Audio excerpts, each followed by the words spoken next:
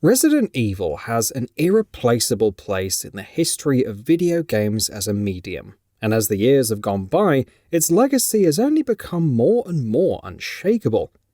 Recent years have seen Capcom working its way through the earlier numbered entries in its iconic survival horror series with a line of remakes, and with 2019 and 2020 having seen the releases of the incredible Resident Evil 2 remake and the somewhat divisive Resident Evil 3 remake.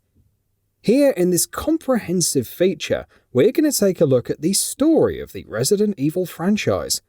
We'll be moving in chronological order, not in order of release, which means Code Veronica, RE4, and both the Revelations games will also be included in this elaborate recap.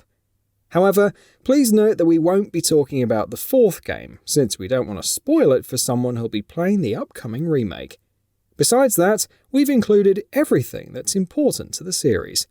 Also, do keep in mind that this is a compilation of several story recap videos we've done for Resident Evil games in recent years, though some parts of it have been updated to bring it up to date, while at the very end, we've also added a completely new and thorough recap of the Resident Evil Village and its DLC. So, strap in and join us on this journey, because it's going to be a long, winding, and hopefully entertaining ride. Before we get started and jump into the events of Resident Evil 0, the first canonical game in the series, let's take a few moments to, as always, set up some of the events in the history of the series' timeline that will go on to define much of what happens. There's going to be plenty to talk about before we even get to the events portrayed in the very first chronological game itself, so buckle in. The one name you'll see coming up in Resident Evil more than any other is Umbrella. It all begins with Umbrella. So what exactly is Umbrella? Well, to answer that question, we first need to jump back a few years, all the way back to 1962, where we look at three integral characters who will, in more ways than one, go on to shape the vast majority of the events that transpire in many Resident Evil games through their actions. Dr. Oswell E. Spencer, Dr. Edward Ashford, and Dr. James Marcus. It begins when the three young scientists gain information on a wildflower called Stairway of the Sun that grows in a very specific area of West Africa. The flower, it is said, bestows powers and superhuman capabilities to all those who consume it. After the three scientists do some digging around, they draw from this myth a scientific hypothesis that the flower is the cause of a mutagenic viral infection caused by a virus inside of it, which they go on to dub the progenitor virus, which in turn leads to what, according to the local folklore, are powers. The three of them believe that the flower can be used to create an improved and superior form of humans. When they attempt to cultivate the flower back in the United States, though, they find that their attempts are resulting in constant failure. The flower, it seems, needs very specific conditions to be able to grow properly. Spencer, Ashford, and Marcus realize that they're going to need a lot of funding if they want to continue their research. And the solution to their dilemma turns out to be Umbrella. Spencer, with his two partners, decides to set up a pharmaceutical company, Umbrella Corporation, so that they can use the money that they make from that to keep funding their research. They have a few other irons in the fire as well, however. Spencer, Ashford, and Marcus decide to also keep selling their products of their research, those being bioorganic weapons, or BOWs, to the United States military. Weaponizing a virus sounds like a terrible idea no matter how you frame it, but clearly the trio does not care. They make a lot of money from selling their progenitor virus to the military, money which they can use to keep their research going. Spencer takes that money and makes heavy investments with it. He builds an entire lab for himself in the Arklay Mountains, just outside of the Midwestern Raccoon City. On top of his lab, he issues the construction of an elaborate mansion, one full of traps and a labyrinthian design, all of which existed for the purposes of keeping his lab, and as such his work, safe and hidden. Later on, he would invite George Trevor, the architect of the mansion, and his family, his wife Jessica and their daughter Lisa, to the mansion under the pretext of celebrating the construction of the mansion. As the word pretext may have probably given it away, Spencer would go on to kill both George and Jessica, wanting to make sure that no one other than him can know the complete ins and outs of the mansion. And Lisa, well, we'll get to her later. Spencer's devilish machinations, as this incident demonstrated, begin to take ugly shapes. By now, Spencer, Ashford, and Marcus, in spite of having been once partners, have essentially become fierce competitors of each other. They've all been conducting independent research on the progenitor virus, and have been involved in what is essentially an arms race against one another. In 1968, under mysterious circumstances, an accident orchestrated by Spencer, Ashford is exposed to the progenitor virus and dies, and is survived by his son, who is a geneticist, Alexander Ashford. There's a bucket load of stuff that goes on with Alexander and the Ashford family, but we'll be talking about that in great detail later, so keep this tucked away in the back of your mind for now. For now, let's jump forward all the way to 1978, a year which is quite significant in the history of Resident Evil. Why? Well, by this time, Dr. Marcus has spent roughly a decade doing research on the virus, and has now finally managed to make a breakthrough. Combining the virus with leech DNA, Marcus creates a new mutation of it, the T-virus, a much deadlier bioweapon. While the progenitor virus was one that would kill those who got infected by it, the T-virus functions in a different way thanks to its mutations. It keeps those infected alive in a mentally damaged state and turns them into violent and cannibalistic animals who function at those capacities and those capacities only after the virus causes a cardiac arrest. Translation: it turns them into zombies. Marcus didn't do this alone, however. He accomplished this task with the help of two young researchers he had recently taken under his wing, a brilliant young scientist named Dr. William Birkin and a promising researcher named Albert Wesker. As Spencer takes note of Marcus's accomplishments, he grows wary. The fierce competition between the two has persisted even now, in spite of the fact that both of them remain in high leadership positions at Umbrella, and he begins to take steps to make sure that Marcus isn't able to overthrow or outpace him. Let's pause here and spend just a little bit of time talking about Albert Wesker and his past, because he's a character who's going to be extremely important for a large chunk of this series. When he was a child, he, among many others, was collected by Umbrella on account of having superior and more intelligent genes. For what purpose was Umbrella doing this though? Well, as you might remember, the reason Spencer even began his research into the virus all of those years ago was so that he could use its effects to create a superior species of humans. These children were to be Spencer's test subjects. The head of this program, called Project W, was one Dr. Wesker, after whom Spencer not only named the program, but even all of the children who were a part of it. All these children, after their abductions, were kept in controlled environments by Spencer, who ensured that they received the best education and qualifications, but also ensured that they were constantly brainwashed and indoctrinated with his own philosophies. All the Wesker children would be injected with a prototype virus, but only very few of them would ever survive. 93% of them would succumb to the virus. Among these children, Spencer found that the most promising was Albert Wesker. It was then no surprise when he turned 17 in 1977, he joined up with Umbrella as one of its prodigious researchers. Now, back to the story at hand. Following the advancements that Marcus has made, Spencer has been taking steps to ensure that he doesn't get left behind in his former partner's wake. By 1988, those steps have come to fruition for Spencer, and he has managed to take two of Marcus's most trusted confidants, the aforementioned William Birkin and of course Albert Wesker, and has brought them into his own fold. Now working for Spencer instead of the oblivious Marcus, Birkin and Wesker, on the orders of their new boss, execute an attack on Marcus. While he's working on a queen leech that he's injected with the T-virus as part of his experiments, Marcus is attacked and assassinated by Wesker and Birkin. With the help of Spencer, Birkin not only takes credit for the work done by Dr. Marcus, but also gains access to all of his research, which empowers him to take that research even further. This is where Lisa Trevor comes into play. Remember her? The daughter of the architect of the Spencer mansion? Well, yes, the very same. It's been years since she was abducted by Spencer, so what's been going on with her? Well, this entire time she's basically been a test subject for Spencer and his scientists in the lab under the mansion, and somehow after all of these years of being a lab rat, she's managed to cling on to life. Thanks to a convoluted series of events, Birkin ends up using her as a last viable subject in one of his experiments, which involves a deadly parasite that reacts with an isolated and mutated progenitor strand within her, creating something entirely new altogether. She grows hideous tentacles and begins to show signs of regenerative capabilities. As time goes on over the next few years, Lisa begins recovering some amounts of intelligence, which had been lost due to her result of having been infected to the T-virus. As a result, she begins attacking researchers in the lab under the mansion.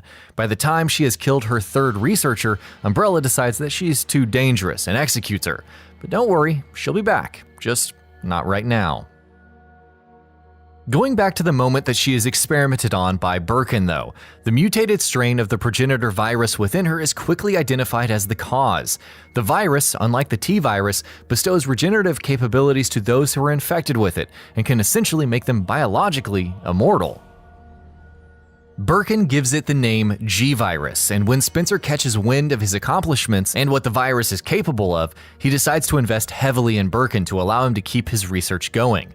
For this purpose, Umbrella builds Nest, a huge underground laboratory not far from the mansion itself, placed right underneath Raccoon City. At Nest, Birkin and his wife Annette are in charge. This will be important later on, so do not forget about this. We're almost at Resident Evil 0 by now, just a little more backstory for one more character. Let's go back to Wesker for a bit, shall we? In 1996, a few years after construction on Nest is completed, Wesker joins up with a special division in the Raccoon City Police Department known as the Special Tactics and Rescue Service, or STARS, an elite force within the RPD. Here, Wesker functions as an undercover agent for Umbrella Corporation, to whom he is constantly giving information on investigations conducted by the RPD in order to make sure that they don't catch wind of what's going on at Umbrella. But of course, Wesker also has selfish motivations for basically everything he does, which we'll get into that later on. By 1998, Wesker has become the captain of STARS, as well as a leader of the division's Alpha team. And 1998 is where we finally move into the events of Resident Evil proper. It starts off when the Ecliptic Express, a train owned by the Umbrella Corporation, mysteriously comes under attack by a swarm of leeches, with the entire crew and all of the passengers aboard presumably being killed. Very shortly, just a few hours later in fact, reports begin emerging of cannibalistic attacks taking place in the Arklay Mountains, just outside of Raccoon City. To investigate these attacks, the RPD dispatches a STARS squad to the mountains, and that, finally, is where Resident Evil 0 picks up. Before we begin talking about how the Bravo team of STARS fares in its mission to investigate the attack on the Ecliptic Express and all of the strange killings that have been reported in the Arklay Mountains, let's stick with Albert Wesker for a while, because by now, Umbrella knows that things have started spiraling out of control, and as such, any investigations into these events, which are bound to happen, will throw a wrench into their plans. Wesker is tasked with damage control. He's told to lead the STARS astray in their mission, which is something we'll get into in just a bit, and sacrifice them to Umbrella's experiments in order to not only remove any potential witnesses, but also to provide Umbrella with combat data on their BOWs. He's also told to recover the embryos of all of the BOWs that Umbrella have deployed and to destroy the Umbrella laboratory under the Spencer Mansion to remove traces of any evidence. As Resident Evil 0 begins, Bravo team of STARS is on board a helicopter en route to the Arklay Mountains as their mission begins. The Bravo team consists of Forrest Speyer, Kevin Dooley, Kenneth Sullivan, and Richard Aiken. None of them are going to be too relevant moving forward though. The Bravo team members who will be relevant are Enrico Marini, the captain of the STARS Bravo team, and Rebecca Chambers, an 18-year-old rookie medical officer in the team who is on her first mission for STARS and is, most importantly, also our protagonist. As Bravo Team's chopper is on its way to its destination, its engine malfunctions. This should be noted that it was actually sabotaged by Wesker before it took off, forcing it to crash land in the forest. The team is split up and Rebecca explores the surrounding area to investigate and regroup with her squad. As she does so, she comes across the train Eclipse. Rebecca explores the train only to find it overrun by its passengers and crew, who have been transformed by the swarm of leeches that attacked it into zombies. On the train, Rebecca also encounters someone else, Billy Cohen, a former United States Marine Corps lieutenant who apparently was wrongfully convicted for the murder of several people and was being transported for execution in a base in Raccoon City before the military van transporting him crashed, allowing him to escape and hide in the crashed train. After Rebecca and Billy meet up, they notice a mysterious young man off in the distance, someone neither of them recognize.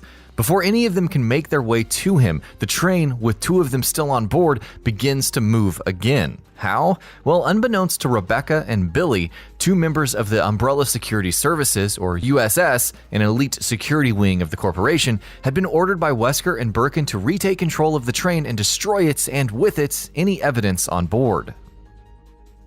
Before they can complete said mission, the two are attacked and killed by leeches, leaving Rebecca and Billy on a train that is speeding out of control. The duo manages to apply the brakes, literally, and redirect its course. When the train stops, they find themselves close to an abandoned complex. This abandoned complex, as you may have guessed, is one that is quite significant in the history of Umbrella Corporation, and as Rebecca and Billy explore it, they found out just why that is the case. This facility, they discover, was one that was used by Umbrella for the purpose of training future Umbrella officers and executives, and was run by none other than Dr. James Marcus. Rebecca and Billy make the discovery that Marcus was the one responsible for the progenitor virus and, in turn, the T-virus, which Umbrella would go on to weaponize as BOWs. Soon, due to certain circumstances, Billy and Rebecca get separated, and as she is looking for Billy, Rebecca runs into Enrico Marini, the captain of the Bravo team. Marini tells Rebecca that the rest of the Bravo team is regrouping at an abandoned mansion not far from the training facility, and that they'll continue their mission there. He allows Rebecca to stay behind to look for Billy and then meet up with the squad later before leaving himself. The mansion, as you may have guessed, is none other than the Spencer Mansion, which we will get to in a bit. In the here and now, some serious things are about to go down because as soon as Marini leaves, Rebecca is attacked by something that can be best described as a monstrosity, which is unlike any of the regular zombies she had come across until now. Hulking, muscular, dangerously agile, and stunningly strong, with an ability to withstand extreme damage unlike any other zombies Umbrella has managed to conjure up until this point. This, as Resident Evil fans know, is a tyrant, a line of super soldier-esque mutations that the corporation had been developing and cloning as the ultimate BOWs. Miraculously, Rebecca manages to withstand its attacks and is able to temporarily defeat it before she manages to track down and meet up with Billy again. The two are promptly attacked by the tyrant yet again, and working together they manage to bring it down once more. Don't worry though, we'll be seeing a lot more of the tyrants as we cover more of this series, so think of this as a very temporary reprieve. Billy and Rebecca continue onwards in pursuit of the mysterious leech-controlling man they had briefly encountered earlier on the train, and as they do so, they find themselves in a water treatment plant, and this is where things come to a head, and where the true identity of the leech-controlling man is fully revealed. 10 years ago, Dr. James Marcus was betrayed and assassinated by William Birkin and Albert Wesker at the orders of Spencer, while Marcus was experimenting with a queen leech, which is something that we've already discussed. What we haven't discussed, however, is the fact that after Marcus's corpse was dumped, it got taken over by the very virus he had been working on. The Queen Leech entered his body and reanimated it, and as it did, not only did it gain shapeshifting abilities, it also gained access to all of Marcus's memories, whereupon it started believing itself to be Marcus. Over the next 10 years, the Queen Leech devised a plan to exact vengeance upon Umbrella, a plan which came to fruition when it caused the outbreak of the T-virus, as well as an attack on the train by a swarm of leeches. Rebecca and Billy face off against the Queen Leech in a harrowing and long-drawn climactic fight. The fake but also kind of real Dr. Marcus, as you can imagine, is not easy to take down, but take him down they do. While doing so, they also inadvertently trigger a self-destruct sequence in the facility. Rebecca and Billy escape, having not only killed the Queen Leech, but also having triggered the destruction of the facility. As Resident Evil 0 comes to an end, Rebecca promises Billy that her police report of the entire incident will mark him down as yet another casualty, essentially giving the wrongly accused man his freedom back. Billy thanks her and the two part ways, with Billy on his way to an unknown location, and Rebecca making her way towards Spencer Mansion not too far from her current position, leading directly into the events of Resident Evil 1. But let's pause yet again and yet again go back to Albert Wesker, because things with Wesker rarely ever go where you think that they will. He was given a set of tasks to accomplish by Umbrella, tasks that we've already discussed, and some of which we've already seen in Resident Evil 0. But Wesker is a smart man, and as the events of Resident Evil 0 start coming to a head, Wesker realizes that things are spiraling out of control, and he wants to get out while he still can. But he also wants to make sure that the getting out is profitable for him as well. Wesker has been contacted by a mysterious rival corporation of Umbrellas known only as the Organization, who have offered him safety and employment if he steals Umbrella's BOW embryos and brings them to him. Wesker offers Birkin a chance to join him, but Birkin refuses. Not out of a sense of loyalty or anything like that, no. He does so because he wants to stay at Nest, his underground facility underneath Raccoon City, and finish his research on the G-Virus, which is something that we'll be speaking a lot more of when we cover the events of Resident Evil 2. Wesker then is still looking to accomplish pretty much the same things he had before he decided to leave Umbrella, sacrifice the STARS members, steal the embryos, but this time for entirely different reasons. And now with that out of the way, let's jump back to the story at hand, the story of Resident Evil 1, where we shift our focus from Rebecca and the Bravo team to the Alpha team. STARS' Alpha team consists of names that fans of the series will be very familiar with. Chris Redfield, Jill Valentine, Barry Burton, Brad Vickers, Joseph Frost, and of course, none other than Albert Wesker himself, the undercover Umbrella agent, for now, who's also the captain of the STARS division and the leader of Alpha Team. After RPD loses contact with Bravo Team and is unable to communicate with them, Alpha Team is sent out after them to investigate just what the hell is going on. Alpha Team's chopper lands at the spot where they see the crashed helicopter of Bravo Team in the forest, but before they can investigate it, they're attacked by a pack of monstrous zombified dogs. In the attack, one of their squad members, Frost, is killed. Alpha Team's chopper pilot, Brad Vickers, panics, gets back in the chopper, and takes off, leaving the rest of the squad stranded in the forest, forcing them to seek refuge in a nearby abandoned mansion. Yes, the Spencer Mansion. The mansion, as you might have guessed, has seen better days. For starters, it's completely overrun by zombies and zombified creatures and monsters as a result of the T-Virus outbreak that was orchestrated by Dr. Marcus's Queen Leech-infused body. The T-Virus, in fact, also came in contact with the deceased Lisa Trevor, who now also stalks the dilapidated remains of the mansion and is a threat that Alpha Team finds itself squaring off against as well. In the mansion, the Alpha Team is separated, and Jill or Chris, depending on who you choose to play as, also meets up with the members of the Bravo Team, but not in the way that you would have expected. Yeah, you might have guessed this, they're all either dead or zombies, or are brutally killed right in front of you. Well, not exactly all of them. Chris or Jill also come across Enrico Marini, the leader of Bravo Team. Marini tells them that one of the members of Alpha Team is a traitor, but before he can tell them who that person is, they're shot and killed by an unseen shooter. Chris also meets up with Rebecca Chambers, who by this point is the last surviving member of Bravo Team. As players explore the mansion, the curtain on Umbrella's clandestine activities is slowly pulled back. The player character learns about the underground lab, about Umbrella's illegal and not-so-moral experiments, and of course, about the T-Virus. Eventually, Chris or Jill make their way to the underground lab, where they find whichever of the two you're not playing as in a cell. But that's not all they find. They also find Albert Wesker fiddling around with yet another tyrant, which he intends to program to wipe out all of Alpha Team. Wesker reveals his true colors here, revealing that he's a double agent and that he's been heavily involved with Umbrella's activities. What Jill or Chris do not know is that earlier, Wesker had infected himself with a mutant virus strain, something that won't come into play just yet, but will obviously be important as time goes on, so keep that in mind. Wesker releases the tyrant, but things don't exactly play out the way he had imagined that they would, because the first person that the tyrant attacks is Wesker himself. It stabs Wesker through the chest, and based on all outward appearances, he dies, but not really to the surprise of no one, but for now, consider him dead. We'll be back to Wesker later. With Wesker out of the way, the tyrant then turns its attention to Chris or Jill. A chaotic struggle ensues, but it's one that the player character is able to overcome and manages to defeat the tyrant. Immediately afterward, they trigger the lab's self-destruct sequence and escape outside, calling in extraction. There's more than one possible ending in Resident Evil, but we're going to focus on the good ending, which is canon. Chris, Jill, Barry, and Rebecca manage to get on board a helicopter and escape, while the mansion, and everything still inside of it, is completely destroyed thanks to the lab's self-destruct.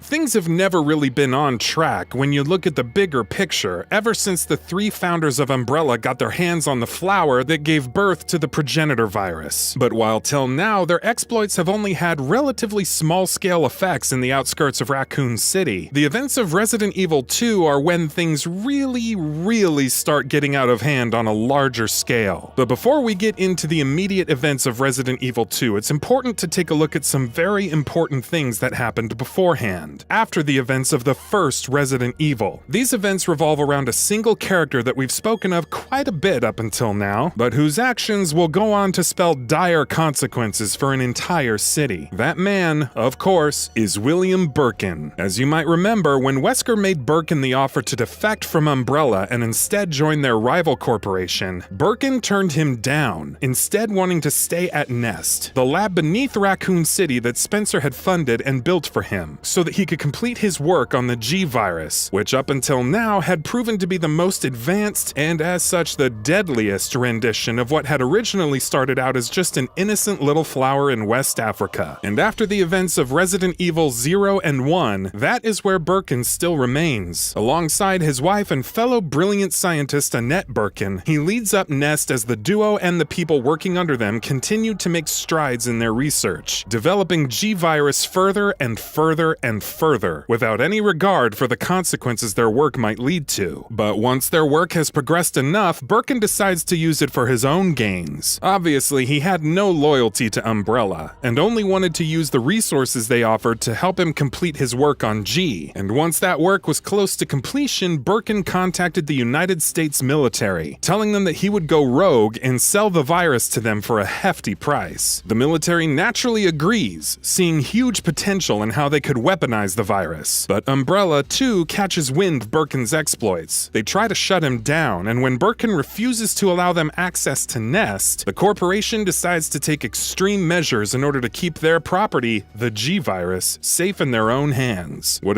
do? They send a squad of the USS, the Umbrella Security Services, led by an enigmatic and mysterious operative called Hunk, to bring Birkin in alive and acquire the virus from him. Things, as you may have guessed, don't go as planned. Hunk's squad enters Nest and makes its way to its target, but William Birkin refuses to go down without a fight. He tells them that the G-Virus is his life's work, and things begin heating up. One of the USS operatives has a particularly itchy trigger finger, and believing that Birkin is making a move to attack them, fires several shots into the man. Birkin drops to the ground, ridden with bullet wounds, and the USS squad picks up his G-Virus samples and leaves. But again, Birkin is not gonna go down without a fight. He takes another sample of the G-Virus and injects himself with it, to not only ensure that he doesn't succumb to his wounds and die, but also that he can become strong enough to take out the USS operatives who stole his virus from him. But just as he does so, Annette Birkin walks in. Horrified at what she has witnessed and what her husband has done, she pulls a gun on him, wanting to put him down before the virus's transformation can take over. But of course, she can't do it. She's his wife after all. All that is pretty important setup for other things that go down in Resident Evil 2, so keep that in mind as we move forward. But before we move away from William Birkin and enter the midwestern town of Raccoon City, let's stay in this pivotal moment just a while longer and talk about something hugely important. There's a lot that goes on with Birkin, Annette, and the people around them in Resident Evil 2, but one of the first things William does after he injects himself with the virus is track down the USS squad. Empowered, twisted, and turned by the transformation of the G-Virus, Birkin is constantly losing himself at a rapid rate, but he does have superhuman strength too. He finds the USS operatives in the sewers beneath Raccoon City, and when he does, he makes short work of them. Well, all except Hunk, their leader, who manages to escape. When he decimates the USS squad, one of the soldiers carrying the case with the G-Virus in it does something that goes on to spell disastrous consequences. He drops the case. The vial breaks, the virus pours to the floor, and rats in the sewers come in contact with it, becoming the carriers of this deadly, terrifying contagion. Throughout the history of humankind, rats have been carriers of some of the most deadly plagues and diseases known to our species, so it's grimly fitting that it's with rats that the G-Virus goes from being contained in a single vial to rapidly spreading throughout an entire city, because that is exactly what it does. The outbreak hits Raccoon City hard, and most if not all of the population is affected by it one way or another. And now we turn our attention to the events of Resident Evil 2 proper, where we put the spotlight on both of its protagonists, rookie police officer Leon S. Kennedy and fiery college student Claire Redfield. When we say Leon Kennedy is a rookie police officer of the Raccoon City Police Department, or the RPD, we mean really rookie, as in he just got the job. When Resident Evil 2 begins, he's reporting for literally his first day on duty, and Claire, as her name might have given away, she's the sister of Chris Redfield, who, as you might remember, is a STARS agent. When news breaks out of the outbreak in Raccoon City, both Leon and Claire arrive in town for different reasons. Leon, who had been told to stay away by the senior cops earlier, comes in because he feels his fellow officers might need him in this time of crisis, which is putting it mildly. Meanwhile, Claire finds out about the outbreak and decides to go to the city to find her brother, make sure he's safe and alive, and then leave town with him. Right at the beginning of Resident Evil 2, the paths of Leon and Claire collide. Happenstance finds them both in the same place, where the two of them are attacked by large numbers of zombies. They manage to escape, and forced together because of the circumstances as they are, get into a car and drive away. Realizing that they're both headed to the police station, Leon because he's a cop and Claire because she's looking for Chris, they decide to accompany each other. But soon they're forced to part ways once again when a truck driver, delirious because of a zombie having bitten him earlier, crashes into them. Eventually, they both make it to the police station separately, and both Leon and Claire then spend a very eventful and terrifying night in Raccoon City. The RPD, an old building that once used to be a museum, had become a last line of defense of sorts for the denizens of the city. As the outbreak spread and the city started falling, the RPD became a refuge for the survivors. Here, they locked themselves in, hoping to survive and make it to whenever it was that someone sent rescue, or any form of aid if that ever happened. The station, however, started running low on things like food, while the zombies started piling up outside, eventually trapping the survivors inside. Tensions obviously arose, and things, as you might expect, did not go well for the people inside. By the time Leon and Claire get to the station, there's next to no one left alive. Now, because of the inconsistencies between the two campaigns of the Resident Evil 2 remake, it's a little hard to put the pieces of the chronology of events into place. Who meets whom, who goes where first, stuff like that. So we'll most likely be going over the main talking points here. But we'd be remiss not to mention Marvin Branagh, a police officer who had a small role in the original Resident Evil 2, which was largely expanded in the remake. Marvin helps out Claire and/or Leon when they make it into the police station in their efforts to find another way out, but eventually succumbs to a zombie bite. In the station, Claire doesn't find Chris, but she does find out where he is, in Europe. She finds a letter written by him to his fellow STARS members, and though it might seem like a regular letter checking in on his friends written while he was on vacation, what it essentially is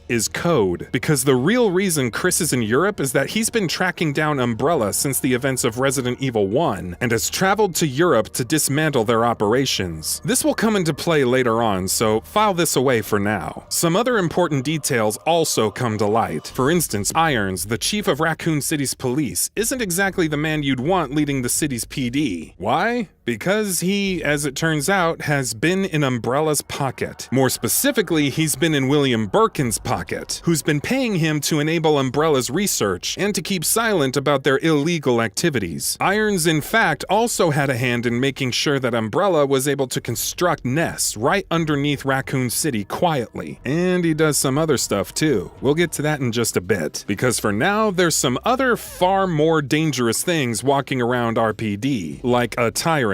The Tyrant. The one Resident Evil fans immediately think of as soon as they think of these hulking bioorganic super soldiers created by Umbrella, Mr. X. The role of Mr. X is slightly different in the remake from his role in the original. For starters, in the original Resident Evil 2, Umbrella actually set in multiple tyrants, while in the remake there's only one. Additionally, Mr. X's mission in the original was to retrieve a certain pendant from a certain somebody, which we'll get to shortly. While in the remake, his mission is plain plain and simple, to hunt down and kill any survivors in Raccoon City in order to erase any evidence or witnesses that can attest to Umbrella's wrongdoings. In the RPD then, as Leon and Claire are looking for a way out, they're constantly being stalked by Mr. X, but the two of them also meet some other people who prove to be instrumental to both their stories. Let's start with Claire, who comes across a young girl named Sherry, who is far more important than you'd initially think. Sherry, you see, is actually Sherry Birkin, the daughter of William and Annette Birkin. There's a lot going on with Sherry. For starters, she's being hunted by William Birkin. Why is she being hunted by her own father, though? Well, because by this point, William Birkin is barely even her father anymore. Ever since he injected himself and throughout the entirety of Resident Evil 2, the G-Virus continues to grow and mutate in his body, taking over all his functions and essentially turning him into nothing more than a shell of a host, to the point where though the body is clearly that of William Birkin's, the thing inside is whatever the virus's transformation has created. And the virus, you see, is always looking to replicate, which is a complicated process because not everybody can be a perfect host body, and more often than not, the virus can end up rejecting a host by killing it. Since William Birkin turned out to be a successful host though, so too can his daughter, thanks to their shared DNA, and since the G-monster wants to replicate, it wants to infect Sherry. Sherry, incidentally, also wears a pendant around her neck, which was given to her by her mother, and is quite important as you might have guessed. In the original Resident Evil 2, the pendant contained a sample of the G-Virus, which is what Mr. X had been tasked with retrieving. In the remake, we'll get to it. So yeah, that's who Claire meets. She meets Sherry, terrified and alone, and tells her she'll help her find her mother, not knowing yet that her mother is Annette Birkin. But who does Leon meet? Someone equally interesting. Leo meets the enigmatic Ada Wong. Ada is an undercover mercenary who's been tasked with retrieving a sample of the G-Virus by any means necessary by none other than Albert Wesker himself. Though, of course, that's completely hush-hush. Obviously, though, that's not what she tells Leon, and has a completely different story ready for who she is, which also varies depending on whether it's the original RE2 we're talking about or the remake. In the original Resident Evil 2, Ada claims to be looking for her boyfriend, who she claims is a researcher at Umbrella. Meanwhile, in the remake, she tells Leon she's an FBI agent who's been investigating Umbrella for months, and is on a mission to finally take them down. Being the naive rookie that he is, for now anyway, Leon believes her, and tells her he'll help her in her mission. Oh, poor Leon, you sweet summer child. Meanwhile, Claire and Sherry encounter Chief Irons. Yeah, that guy. Irons holds Claire at gunpoint, ties her up, and then takes Sherry away. In the struggle, Sherry drops her pendant, which Claire retrieves, now determined to track Irons down and rescue Sherry. While she's looking for a way out of the station, she's contacted by Irons, who, as it turns out, needs the pendant. He tells Claire to bring the pendant to him at the orphanage a few blocks away from the station, which is an area and plot point that is completely new in the remake. The orphanage, you see, is not really an orphanage at all. It's a front, set up by Umbrella with the help of Chief Irons, which Umbrella uses to further its own machinations. How? Well, they use the children in the orphanage as test subjects for their experiments. Claire manages to find a way out of the station and makes her way to the orphanage, where she finds out that Birkin, now even more twisted by the virus than before, implanted a G-Virus embryo in the police chief. Irons, however, proves to be a bad match for a host body and ends up being killed by the G-Virus mutant inside him. Claire finds Sherry, and this is where their story moves into the sewers underneath Raccoon City. But wait, Leon and Ada's story moves to the sewers as well. After Leon tells Ada that he'll help her dismantle Umbrella and retrieve the virus from them, Ada tells him about their lab beneath the city, with the only way to get to it being through the sewers. Being the place where the outbreak originated, you can probably imagine what the sewers are like. Not very pleasant, even by sewer standards. Here, Leon and Ada are confronted by Annette. To put it concisely, after a series of events, Ada is grievously injured, and though Leon manages to rescue her, she tells him that her wound won't allow her to carry on. She asks Leon to go to Nest to retrieve the virus in her place, and being the naive rookie that he is, he agrees. And so he gets on a tram built by Umbrella in the sewers, which leads straight to their lab. As you might have guessed, Claire and Sherry also wind up in Nest. So what happens to them in the sewers? As it turns out, the monster known as G, who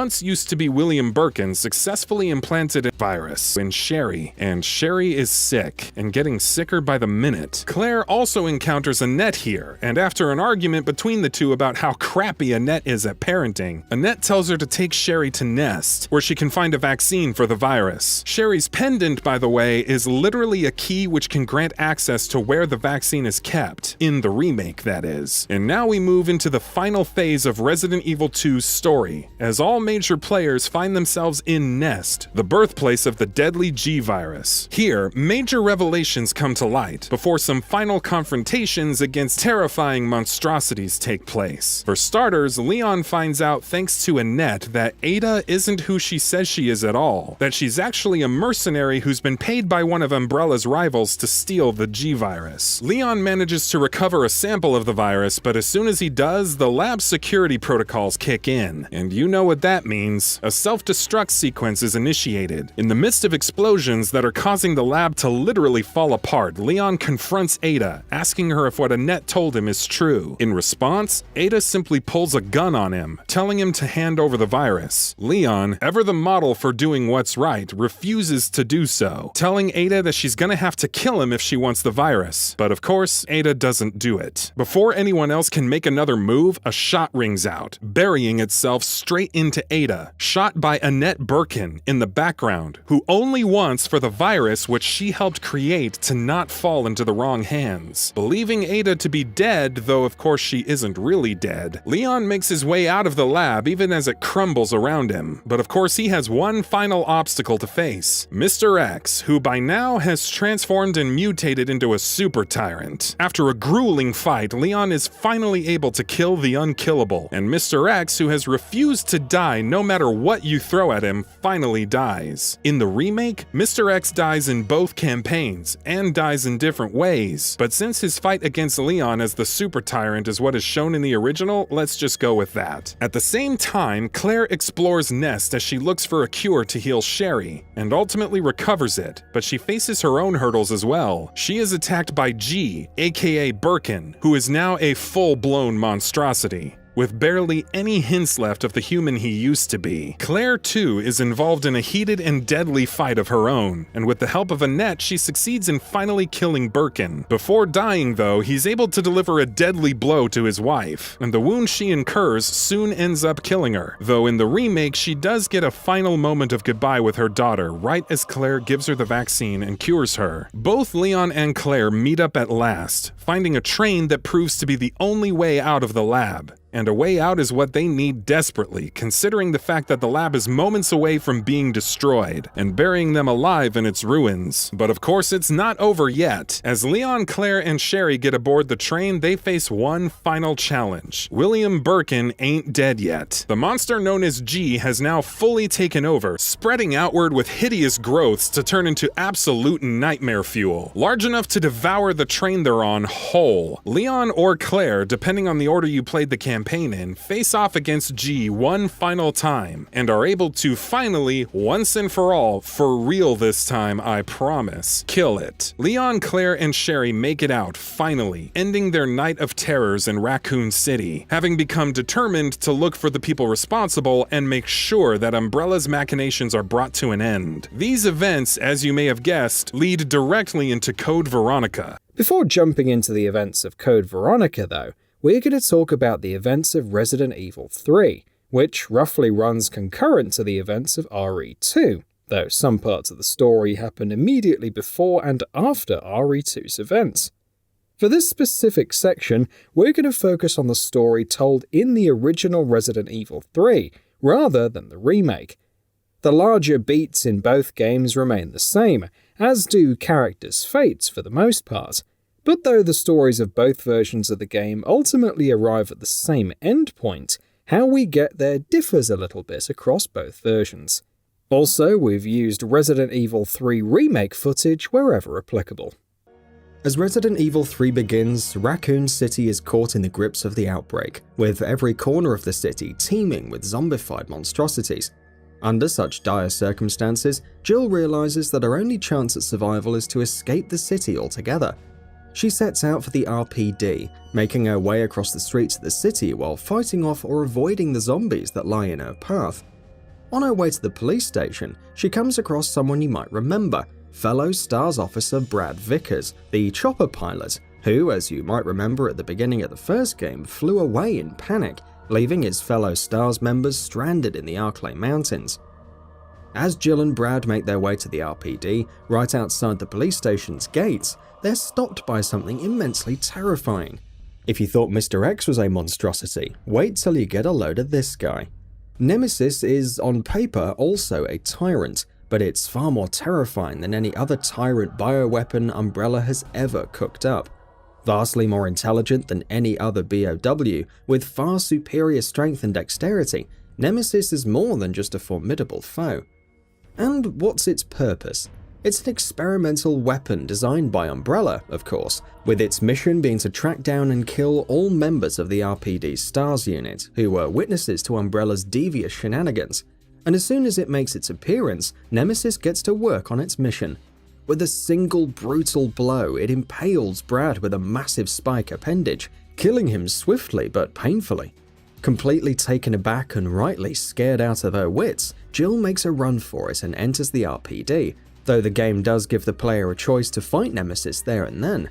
But really, who in their right minds would want to do that? The police station, as we already know from the events of Resident Evil 2, is in a sorry state, with little to no survivors left, and its hallways crawling with zombies. Constantly being pursued by Nemesis through the RPD, Jill equips herself with some requisite weaponry, and then, in the STARS office, hears a transmission on the radio coming from a man named Carlos who's requesting for backup. With Nemesis still in pursuit, who's also equipped with a rocket launcher, did we fail to mention that? Jill flees from the station. Back out in the streets of Raccoon City, Jill makes her way forward while fighting for her life, coming across everything from regular old human zombies to vicious zombified dogs. Eventually, Jill runs into Carlos, the man who'd been on the radio, and finds out just who he is. Carlos tells Jill that he's a member of the Umbrella Biohazard Countermeasure Service, or the USBC, who had deployed a squad of soldiers to Raccoon City to, allegedly, help rescue the city's denizens. Yeah, sure, okay, Umbrella, whatever you say. But Jill is no naive fool. She's been through the grinder, she's seen what Umbrella has been up to for all these years, and she knows that they have ulterior motives in everything they do. Obviously then, she doesn't trust Carlos. But Carlos, on the other hand, says he's nothing more than a mercenary who's being paid to do a job, and that he neither knows nor cares about what Umbrella actually is. Given the fact that she's caught in the middle of a city teeming with zombies, not to mention the fact that Nemesis is still chasing her and doing everything in its power, and it has a lot of power, to see her dead, Jill doesn't really have much of a choice. She may not trust Carlos, but she knows that for now, she at least has to work with him. So it is then that the two of them together make their way to a tram car, where Jill meets the rest of Carlos's squad, comprised of Nikolai Zinoviev and their squad leader Mikhail Victor, who is already injured quite badly when Jill meets him. Tensions brew once again between Jill and Nikolai, neither of whom trust each other, but Carlos soon steps in and vouches for Jill. Begrudgingly, Nikolai tells her that they have a way out of the city. If they can make it to the Raccoon City clock tower and then ring the tower's bell, they'll be able to signal an extraction chopper to fly in. Conveniently enough, there's also a landing zone right in that very area, making it an ideal escape route. But there's a catch, of course. The only safe way to get to the clock tower is by getting there via the tram car they're currently standing in, but the tram car isn't working, and they need to gather up some parts to get it to operate again. Jill, Carlos, and Nikolai set out to gather parts they need from across the city, but their trek proves to be very eventful. For starters, Nikolai gets caught in an explosion caused under strange circumstances, and Jill presumes him to be dead. Following that, while Jill is gathering more of the parts she needs, she's set upon by Nemesis, who seems to have a weird knack for tracking her down. As she runs from the monstrosity, the ground gives way beneath her feet, and she crashes into an underground tunnel, where she still catches no respite. She's attacked by a giant mutated millipede, completely transformed by large doses of the T-virus, and dubbed the Gravedigger. Jill manages to escape, and finally manages to make her way back to the tram with all the required parts. Sure enough, the tram gets moving again, with Jill, Carlos, and the injured Mikhail on board. but it doesn't take long for things to go wrong again. No points for guessing how though.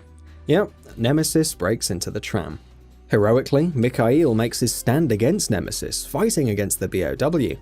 But obviously the injured soldier is no match for him and is easily swept aside with a crushing blow. Refusing to go down easily, Mikhail sacrifices himself with a grenade, blowing Nemesis right out of the tram with the resulting explosion, but not killing him of course, and sending the tram crashing into the clock tower. Well, at least they reach their destination, right? Miraculously still alive, Jill and Carlos make their way up to the top of the clock tower, with Nemesis still in pursuit.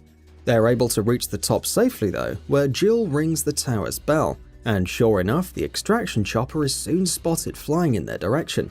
But of course, things are not going to be so easy. Remember Nemesis's rocket launcher?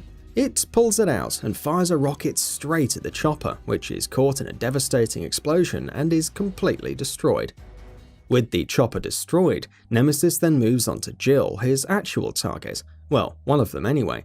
Jill confronts the monster, but though she attempts to fight it off, she is quickly overwhelmed. Nemesis stabs her with its tentacle, and though she manages to stun it bad enough to make it collapse temporarily, she incurs heavy damage as well. As she gets stabbed by Nemesis's tentacle, she's infected with the T-virus and falls unconscious herself. She's found by Carlos, who grabs her unconscious body and takes her to safety. At this point in Resident Evil 3, we jump ahead a couple of days later, with Jill still unconscious and infected with the virus, and Carlos watching over her. In an attempt to save Jill's life, Carlos makes his way into the Raccoon City General Hospital, which it turns out has also been an Umbrella-funded front for the pharmaceutical company's experiments. Thankfully though, that funding also means that resting inside the hospital is a vaccine for the virus. While in the hospital though, Carlos makes some startling revelations. He comes across another mercenary who's visibly injured thanks to a gunshot wound. That gunshot wound, the mercenary claims, was given to him by Nikolai, who, as it turns out, had faked his death and is clearly up to no good. Though the mercenary dies immediately afterward thanks to an explosive booby trap, Carlos realizes that things with Nikolai might not be what they seem to be.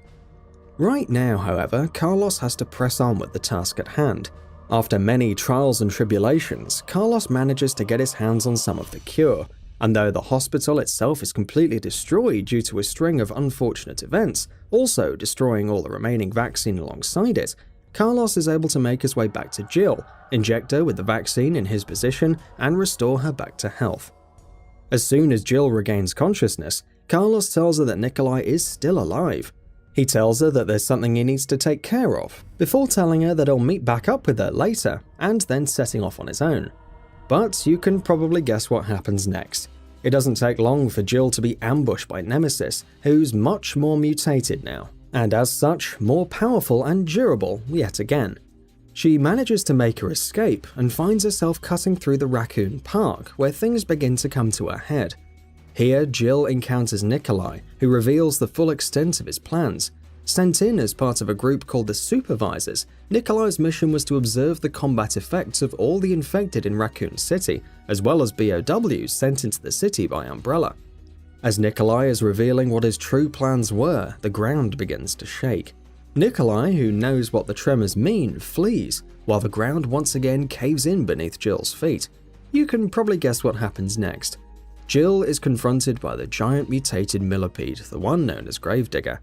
Jill engages the monster in a fight and is able to kill it by electrocuting it.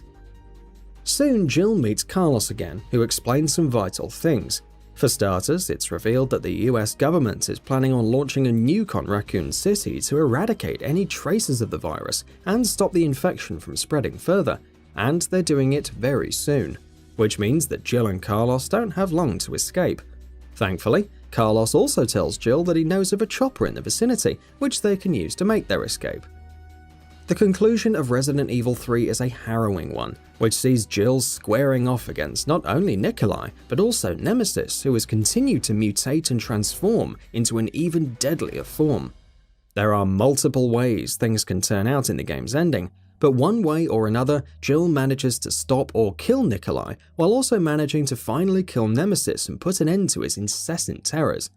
using either the chopper Carlos told her about or being helped by fellow STARS member Barry Burton, who arrives on the scene with a different chopper. Jill and Carlos are able to escape.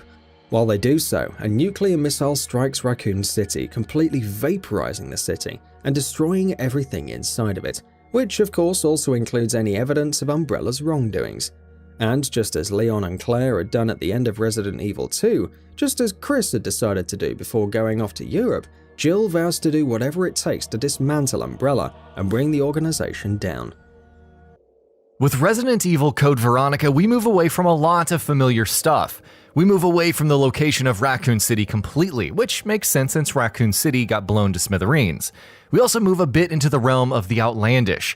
Code Veronica is, in many ways, where Resident Evil started its changing focus to become much cornier and much more bizarre. Before we move into that, though, let's go way back to a name that hasn't come up in a while: the Ashford family. We last spoke of Dr. Edward Ashford, one of the original Umbrella top dogs, and how, following bitter rivalry with Spencer and Marcus, he ended up dead, survived by his son Alexander Ashford. Well, Alexander, unlike Edward, was a lot more into genetics, and so his experiments were a little different from the zombie-making ones you usually see with the Umbrella folk. Alexander Ashford used his genetic know-how to engineer a clone of his great-great-grandmother, one Veronica Ashford, as part of what was dubbed the T. Veronica experiment. A freak accident during the cloning process, though, caused cloned zygote to split, resulting in two clones: Alexia Ashford, who Alexander had intended to create, and Alfred Ashford. The reason the Ashford twins were created was to create a child who could, as part of the internal power struggles that had been going on at Umbrella, ensure and solidify Ashford influence in the corporation, and as such, Alexander Ashford put the highest value on how intelligent both of them were. Right from their births, the twins were treated differently for this very reason. While Alfred was found to be above average intelligence, Alexia was a child prodigy and received all of the best education that could be had. For one reason or the other, though, they both resented their father, Alexander, and found solace only in the company of one another. Eventually, the twins discovered the truth of their birth and origins, and disgusted by it, they decided to retaliate against Alexander. They forced him to undergo a T. Veronica procedure himself and locked him away, even as his body mutated, and kept him sealed shut. Alexia soon picked up the pieces of the T. Veronica research, and not long afterward, she decided to experiment on herself. After injecting herself with the virus, she stored herself away cryogenically, figuring that the extended period that cryosleep would allow the virus to stay within her without being able to mutate her might yield favorable results, and telling her brother to wake her up when the time came. With Alexander and Alexia both publicly considered dead, Alfred became the head of the Ashford family, and though he went through rigorous training at Umbrella and managed to gain a certain amount of influence himself, the loss of his sister clearly did not sit well with him. His mental health continued to worsen, until finally he developed a second persona as Alexia herself, going as far as to even dress like her. The story of Code Veronica picks up many years later, in 1998. Roughly 3 months after the events of Resident Evil 2, Claire Redfield is still searching for her brother, Chris, and finally she thinks she's got a lead. She believes her brother is in an Umbrella Corporation facility in Paris, but when she infiltrates the lab, she finds out he isn't there. Soon, she gets herself caught, after which she is transported to another Umbrella facility over on the Ashford-owned Rockford Island. Her arrival at Rockford, as chance would have it, coincides with what looks like a greater conflict with the paramilitary group called HCF. And so, who is HCF led by? Well, none other than Albert Wesker himself. Yes, of course he isn't dead. Wesker, looking to get his hands on the T. Veronica virus, raids Rockford Island with his HCF soldiers as part of a sabotage operation, which results in much of the island's facilities failing, a T-virus strain being released, and multiple BOWs being set loose on the island. In the midst of all of this, and with the help of one Umbrella soldier named Rodrigo Juan Raval, Claire is able to escape from her cell, but immediately discovers that things are not going to get easier from here on out. Not only does she have to deal with another T-virus outbreak, it also seems Alfred Ashford thinks she is connected to the sabotage operation by HCF in some way and is hellbent on recapturing her. Soon afterward, Claire meets a certain someone named Steve Burnside, probably the most disliked character in the Resident Evil universe. Steve, as it turns out, is also a prisoner of Umbrella here on Rockfort Island, thanks to run-ins that his father had with the corporation. Though their relationship immediately has its ups and downs, the two manage to work together well enough to get some things accomplished. For starters, Claire is able to communicate with Leon and tell him to get in touch with her brother, who clearly wasn't at the Paris lab, and tell him about Rockfort Island and about her being there. Later, Claire and Steve are eventually able to get aboard a plane and flee from the Ashford residence. Alfred, however, had already set the plane on an autopilot course to someplace that decidedly isn't any safer than the Rockfort Island, another Umbrella facility in Antarctica. The facility in Antarctica, however, isn't faring very well either. Umbrella personnel from the Rockfort facility had been retreating to the one in Antarctica as a result of all of the chaos on the island, and with them, they've also been bringing back the T-virus which they had been exposed. The Antarctica facility too is buckling under the weight of an outbreak. Soon after they've landed, Claire and Steve discover that the facility they're in is a few miles away from an observation base, and figure that they can probably commandeer a vehicle and escape to that base. As they look for one though, they encounter Alfred Ashford, who, of course, has followed them. A struggle ensues and Claire and Steve are somehow able to keep Alfred at bay and escape, but Alfred has one or two tricks up his sleeve. After his fight with Claire and Steve, he's able to awaken his sister, Alexia, and bring her out of cryosleep, now mutated by the T. Veronica strain. Claire and Steve, meanwhile, face another challenge as well when they accidentally free and face off against Alexander Ashford. Remember him? The man who created the Ashford twins was mutated by a forced T. Veronica experiment long ago and turned into a monster who was given the name Nosferatu. When they square off against him, Claire is able to attack Nosferatu's exposed heart and kill him, finally bringing an end to his tortured existence. Soon, Claire and Steve finally manage to find a truck, and when they proceed to drive off in it, hoping to escape from the Antarctica facility, which of course does not happen, soon they're attacked by creepy plant tentacle mutations. And where exactly did these come from? You see, reawakening Alexia was in fact the last significant thing Alfred did, because soon afterward he succumbed to the wounds from his fight against Claire and Steve and died.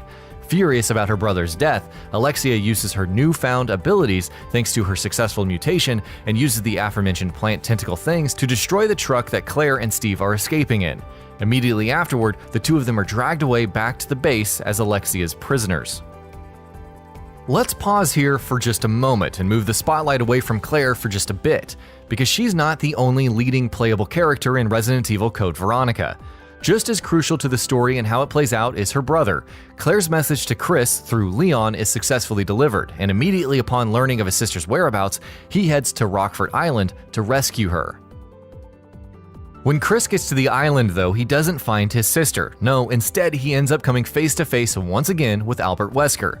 Wesker explains to him that he hadn't actually died when they last met, and that the incident actually ended up giving him superpowers thanks to the virus inside of him. Chris also eventually learns that Claire managed to escape from the island and fly away to the Antarctica facility, and so both Chris and Wesker head to the base separately and for different reasons. Chris to rescue Claire, and Wesker because he finds out that's where Alexia is, and since that's where Alexia is, that is where he figures he'll get his hands on the T. Veronica virus as well. If he's able to kill Chris and his sister while he's there as well, that's just bonus for the good old Wesker. When Chris gets to the base, he does manage to find Claire, but their reunion is short-lived. After he helped free her, Claire tells him that she needs to go look for Steve, and she does find him, only not in the state that she had been hoping. She discovers that he'd been injected with the T. Veronica virus, and soon, the virus begins to take hold of him. Steve mutates rapidly, and as he does, he attacks Claire. But the mutation, as it turns out, isn't able to completely take over Steve. He fights it from within and is able to retake control long enough to stop himself from attacking Claire. As he does so, he then turns his attention to Alexia, but Alexia is far more powerful of a beast, fully in control of her own mutation. Alexia deals a deadly blow to Steve, and predictably enough, it proves to be too much for him to handle. As he lies weak and broken, his body reverts to his normal self, he professes his love for Claire, and dies. But what's going on with Wesker? Well, he's busy with Alexia too. He wants the virus from her, and she obviously isn't going to just freely hand it over. The two superpowered figures lock horns while Chris witnesses their fight, but just as it seems Alexia might have the upper hand, Wesker flees, leaving Alexia to focus on Chris instead. Chris manages to temporarily beat her, but temporary is the operative word here. Chris activates the facility's self-destruct sequence and reunites with Claire. As the two are attempting to flee from the base though, they're attacked by Alexia once again. In the final battle after a tense encounter, they're able to use a special weapon called the linear launcher to finally, once and for all, bring Alexia down. But of course, it still isn't over. While Claire gets into the cockpit of the plane and prepares for liftoff, Chris crosses paths with Wesker. Telling Claire to begin taking off, he takes on Wesker in a hand-to-hand duel, which proves to be a monumentally stupid decision. Thanks to his superpowers, Wesker absolutely wallops him. As Chris lies beaten though, he causes some hanging girders to collapse on Wesker's head, which doesn't kill him, sure, but does leave him injured, and gives Chris enough time to escape. As Chris escapes with Claire on their stolen plane, Wesker promises him that their next meeting will also be their last, and leaves as well. But Wesker never leaves until he's got what he came looking for, which he did here as well, of course, because when he escapes, he does so with the T. Veronica infected corpse of Steve Burnside. Now, let's focus on a game that might not be a numbered entry, but still very much falls in the series canon, taking place before RE5, Resident Evil Revelations. An event that is an important part of Revelations' backbone in terms of narrative is the Terra Grigia Panic. 1 year before the events of the game, a bioterror attack unleashed by bioterrorism group Ilveltro wreaked havoc on the city of Terra Grigia. Anti-bioterrorism group Federal Bioterrorism Commission, or the FBC, shouldered the responsibility of dealing with the outbreak, and as a result, the city itself was completely destroyed. Revelation's story picks up 1 year later, putting the spotlight on Jill Valentine, who is now an agent of the Bioterrorism Security Assessment Alliance, or BSAA, a group that she herself co-founded with Chris Redfield. As Revelation's events kick off, Jill and fellow BSAA agent Parker Luciani are given a new assignment by BSAA head Clive O'Brien, tasking them with heading to an abandoned cruise ship, Queen Zenobia, in the Mediterranean. Their mission is to search for Chris and his new partner, Jessica Shurawat, who have gone missing, with the Queen Zenobia being their last known location. When Jill and Parker arrive on the ship, however, their mission quickly goes awry. Immediately, they encounter a new aquatic bioweapon known as the Ooze, which is what people turn into when affected by the T-Abyss virus. On top of that, it turns out that Chris and Jessica were never on the ship, and that Jill and Parker have instead sprung a trap laid down by Ilveltro. They are both knocked unconscious and immediately taken captive. Chris and Jessica, in fact, are someplace else entirely, investigating the Valkoinen Moki airstrip, which is the headquarters of Ilveltro. When they manage to re-establish contact with the BSAA, the pair is told by O'Brien that Jill and Parker have now gone missing in the Mediterranean. Chris and Jessica are immediately redeployed, and the two make for the Queen Zenobia. Back on the ship, Jill and Parker come to, and find that they're being held in separate rooms, but the two manage to make their way back to each other. As they head further into the ship and face all manner of horrors, they eventually chance across some crucial information. For starters, they discover what Ilveltro's goal is. The bioterrorism group intends to unleash the T-Abyss virus, which will in turn infect a huge chunk of the world's oceans. Meanwhile, they also find out that the T-Abyss virus was created by Ilveltro themselves, who plan to use it for revenge against the FBC, who were responsible for wiping out a large number of their forces during the Terra Grigia panic a year ago. Armed with this knowledge, Jill and Parker head for the Queen Zenobia's comm tower, where they intend to call for aid in hopes of being evacuated. But as soon as they arrive, they encounter another hurdle. It seems Morgan Lansdale, the head of the FBC, has activated the Regia Solis. And what exactly is that? Well, it's a solar-powered satellite that the FBC used to destroy the city of Terra Grigia a year ago, and that Lansdale now intends to use to destroy and sink the Queen Zenobia as well, thus erasing evidence of the FBC's involvement in the disastrous incident that led to the city's destruction, along with a few other things which we'll get into in just a bit. Jill and Parker attempt to use a UAV to stop the satellite attack, but though they are successful to some degree, their efforts are still not entirely effective, and the ship soon begins to flood. Chris and Jessica arrive on the Queen Zenobia around the same time, and they soon meet up with Jill and Parker. Soon afterward, they cross paths with a masked Il Veltro operative, and the ensuing conversation seems to hint at a larger conspiracy afoot. However, just as the operative is about to drop crucial information, he is shot by Jessica. His mask falls off, and he is revealed to be a man named Raymond Vester, who used to be Parker's old partner when both of them worked together at the FBC. Vester seemingly dies before whispering something into Parker's ear. At this point, our four primary protagonists decide to split up into two groups again. Jill and Chris pair up and head to the lab in the ship to try and stop the T-Abyss virus from spreading into the sea, while Parker and Jessica together head to the Queen Zenobia's engine room to try to find a way to stop the ship from sinking. As the latter pair enters the engine room, Parker turns his gun on Jessica, having been told by Vester that she is an FBC mole. Oh, and Vester, as it turns out, is still alive thanks to a Kevlar vest, and is revealed to have been working with BSAA head Clive O'Brien. Jessica gets the upper hand on Parker, wounding him and triggering the ship's self-destruct sequence before fleeing from the scene. Meanwhile, as Chris and Jill arrive in the lab, they're contacted by Lansdale through a video uplink. Lansdale tells them that the FBC and Il Veltro actually worked together during the Terra Grigia panic, and that the whole thing had been orchestrated by him so that he could increase the FBC's funding and its legitimacy as an organization. Meanwhile, he also had his research team aboard the Queen Zenobia make a vaccine for the T-Abyss, and once they had delivered it to him, he had them killed as well. As the ship begins to explode and sink, Chris and Jill manage to successfully neutralize the virus before fleeing from the scene. The two climb onto a chopper piloted by BSA agent Kirk Matheson, but unfortunately, Parker is unable to escape. As he attempts to make it onto the chopper before the ship explodes, a catwalk breaks beneath his feet, sending him tumbling into a seemingly fiery death.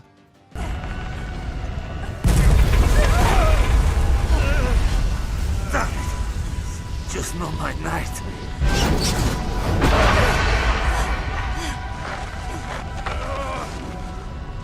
Damn it! Good times, Jill. It was a nice ride. What? See you guys.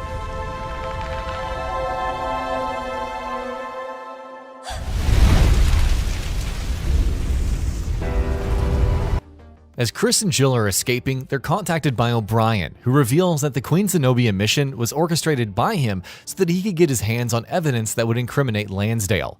Evidence that, of course, no longer exists, since Shurawat, who was working for Lansdale, managed to blow the ship up. Meanwhile, O'Brien also informs the pair that there is another ship, the Queen Zenobia's sister ship, known as Queen Dido, beneath the ruins of Terra Grigia, where they might be able to find some evidence incriminating Lansdale. At this point, however, Lansdale has O'Brien arrested, cutting off his communications with Jill and Chris. The duo heads to the second ship regardless, where they find Jack Norman, the leader of Il Veltro. A fight ensues between them, in which an already infected Norman injects himself with an overdose of the T-Abyss virus, turning himself into a new kind of tyrant. During this encounter, however, he is also recorded by Chris and Jill as he talks about his work with the FBC, who then betrayed him. After successfully killing him following a grueling battle, the two of them broadcast the video. As the truth about Lansdale and the FBC's involvement in the Terra Grigia panic is made public, Lansdale is arrested, while O'Brien is set free, though he, taking responsibility for his part in the Queen Zenobia mission, still steps down as the BSAA's director. Meanwhile, it is revealed that Parker didn't die and was rescued by Vester, and would soon go back to working with the BSAA. Meanwhile, Vester himself has an agenda of his own. Resident Evil Revelations' post-credit scene shows him meeting up with Jessica in a cafe, where he hands her a sample of the T-Abyss virus, and cryptically tells her that he had his reasons for saving Parker. Fast forward to 2009, Chris finds himself in West Africa with his new partner Sheva Alomar, and both of them have been tasked with investigating possible bioweapon smuggling activities in the area, with a man named Ricardo Irving their prime suspect. Chris and Sheva are to make contact with BSAA's Alpha team in the area, but upon arrival, they quickly realize that they've landed into a hornet's nest. The village they find themselves in has been overrun by people infected with parasites, and Alpha team has been murdered and entirely decimated by a BOW created by a deadly new virus known as Ouroboros. The pair is eventually found and rescued by BSAA's Delta team, led by Captain Josh Stone, who used to be Sheva's mentor. Stone shows the two of them the data that they have on bioterrorism activities in the area, but Chris finds something else that instantly grabs his attention: a picture of Jill, who's been presumed dead at this point. Chris's belief that she is actually alive is fueled even further, of course, but we'll get back to her in a bit. Chris and Sheva get back on the trail of Ricardo Irving, and soon manage to track him down and corner him in a network of mines. He's aided, however, by the arrival of a mysterious hooded figure, who disrupts Chris and Sheva's attempts to apprehend Irving, and flees the scene with him. More ambushes and fights follow, including one particularly harrowing encounter with a bat-like BOW, which is also Ouroboros-based. Once they're out of the woods, they are contacted by the BSAA in order to return to headquarters to provide a full report of the situation. Chris, however, refuses to do so, now firmly believing that Jill is alive and connected to this whole mess. He decides to proceed with his original mission, and Sheva decides to help him. Eventually, the duo manages to catch up with Irving again while he tries to escape on a boat. Cornered by the two of them and left with no other option, in desperation, Irving injects himself with the virus, turning himself into a massive sea monster, tentacles and all. Chris and Sheva manage to defeat him, following which Irving, in his final moments, tells them to head to a nearby cave to find the answers that they're looking for. He also suggests that one of the masterminds of this whole situation is Ixela Guione, the head of the West African division of a pharmaceutical company named Tricell, who also happens to be one of BSAA's funders. Irving dies before he can elaborate any further, and Chris and Sheva head to the cave he mentioned. In the cave, they discover a flower known as the Stairway of the Sun, which, as it turns out, was what Umbrella originally used to create the progenitor virus, and in turn, all the viruses and bioweapons they created afterwards. In plain terms, this flower is the root cause of most of the terrible bioweapons and viruses that have made appearances throughout the history of Resident Evil. Something else they find is an old lab of Umbrella's, which has since been taken over by Tricell, who are continuing the former's research. Within the lab, Chris and Sheva discover thousands of pods with human test subjects in them, but one of them, bearing the name Jill Valentine, is empty. Chris, who's already dogged in his search for his old partner, grows even more determined.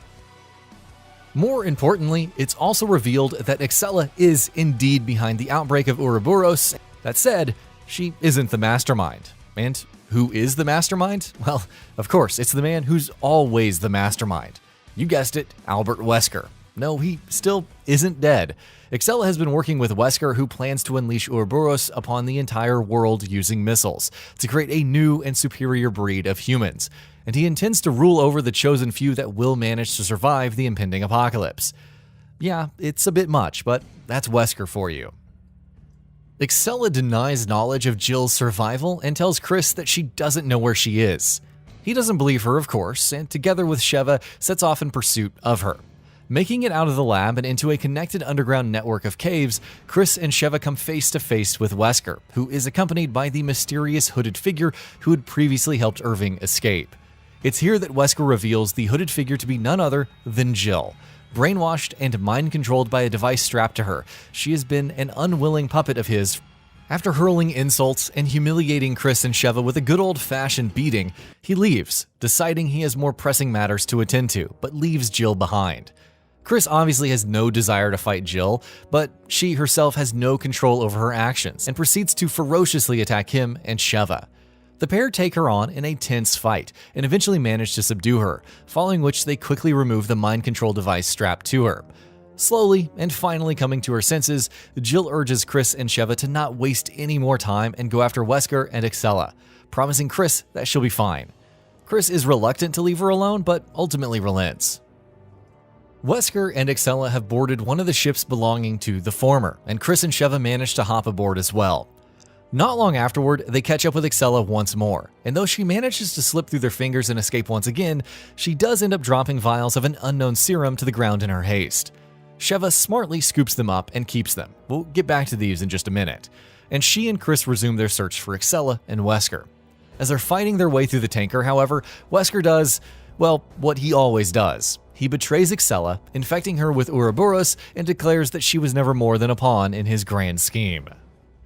Chris and Sheva take on her horrifying, mutated Ouroboros form in a tense fight. But by the time they manage to defeat her, Wesker has set his final plan into motion. he is preparing to board a bomber in the hangar of the tanker, which he will fly into the air and ultimately deploy Ouroboros-filled missiles with the intention of firing them all over the world.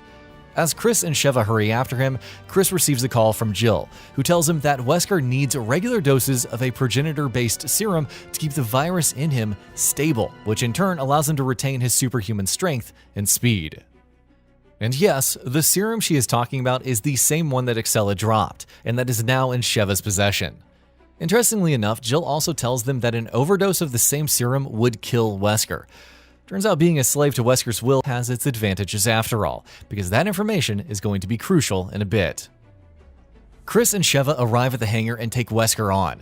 During the fight, Chris injects Wesker with an overdose of the serum, greatly weakening him, which forces Wesker to retreat and flee into his plane. As it's about to take off, however, Chris and Sheva hop on as well. Inside the plane, their fight continues, with Chris injecting Wesker with yet another dose of the serum. As the fight escalates out of control, the bomber crashes into an active volcano. But when Chris and Sheva hop off board, they see that the ever-so-stubborn Wesker still isn't dead. In a final act of desperation, Wesker infects himself with the Ouroboros from one of the missiles. The final stage of the fight sees Chris and Sheva battling against a heavily mutated Wesker as the volcano explodes around them. And yes, this is where Chris repeatedly punches a boulder, forever setting his legacy in stone. Eventually, the ground cracks beneath Wesker, swallowing him whole and sending him into the lava underneath. Josh Stone and Jill arrive on the scene in a BSAA chopper, which Chris and Sheva promptly get on. Wesker, who just doesn't know how to take a hint, still hasn't given up though, and grabs hold of the chopper with a massive and mutated arm. Deciding that enough is enough, Chris and Sheva fire an RPG into his face, killing him once and for all, irrevocably. For real this time, at least so far anyways. As Wesker's corpse burns up in the volcano, Chris, Sheva, and Jill fly away in the chopper, bringing to a close Wesker's constant schemes and manipulations, his long-standing rivalry with Chris, and of course, the story of Resident Evil 5. Before we begin talking about the events about RE6, however, we're gonna pause once again, because there's another important entry in the series that chronologically takes place between RE5 and RE6, Resident Evil Revelations 2, which not only bridges the gap between the two, but also serves as a sequel to the original Revelations, as its name suggests.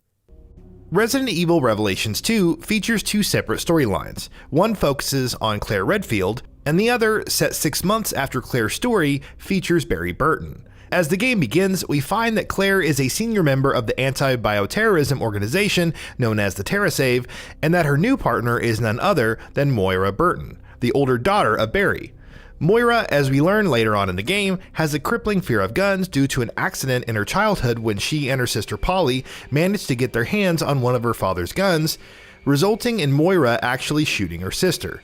Even though Barry now realizes that the fault was his own, for the longest time he blamed Moira for the incident, putting immense strain on the relationship between the two.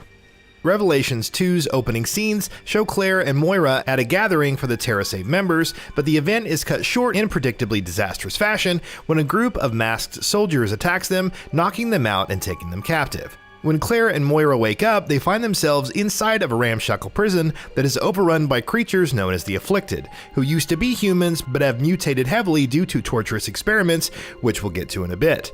Both of them have bracelets attached to both of their hands, and they're contacted through the bracelet by a woman's voice, who calls herself the Overseer and tells them that these bracelets track and record their fear. Claire and Moira manage to make their way out of the prison, and when they do, they discover that the prison is located on an isolated island. Soon they arrive at a nearby settlement called Wasek, where they find more abducted TerraSave members, and it's revealed why exactly they were all brought here.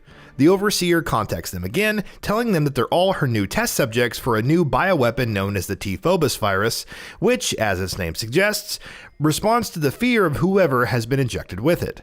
And how exactly does it respond to their fear? Why, turning them into mutated monstrosities, of course. Almost immediately afterward, the group is attacked by a swarm of the Afflicted, and the other TerraSave members that Claire and Moira found are eventually killed, either in the current attack or not long afterward. All but one, Neil Fisher, who is in fact the leader of TerraSave. While Fisher stays behind to fight the monsters, Claire and Moira use the time he's bought for them to make their escape. They cross paths with a mysterious young girl named Natalia Corda, who, as the game eventually reveals, is an orphan and lost both her parents in the Terra Griga incident that led to the events of the first Revelations game. These traumas in her past have made her almost immune to fear, which makes her oddly suited to being on an island that is brimming with BOWs and a virus that responds first and foremost to fear. Natalia is soon abducted, however, captured by a hooded figure who takes her to the Overseer's tower on the island, with the Overseer intending to transfer her consciousness into the little girl's body.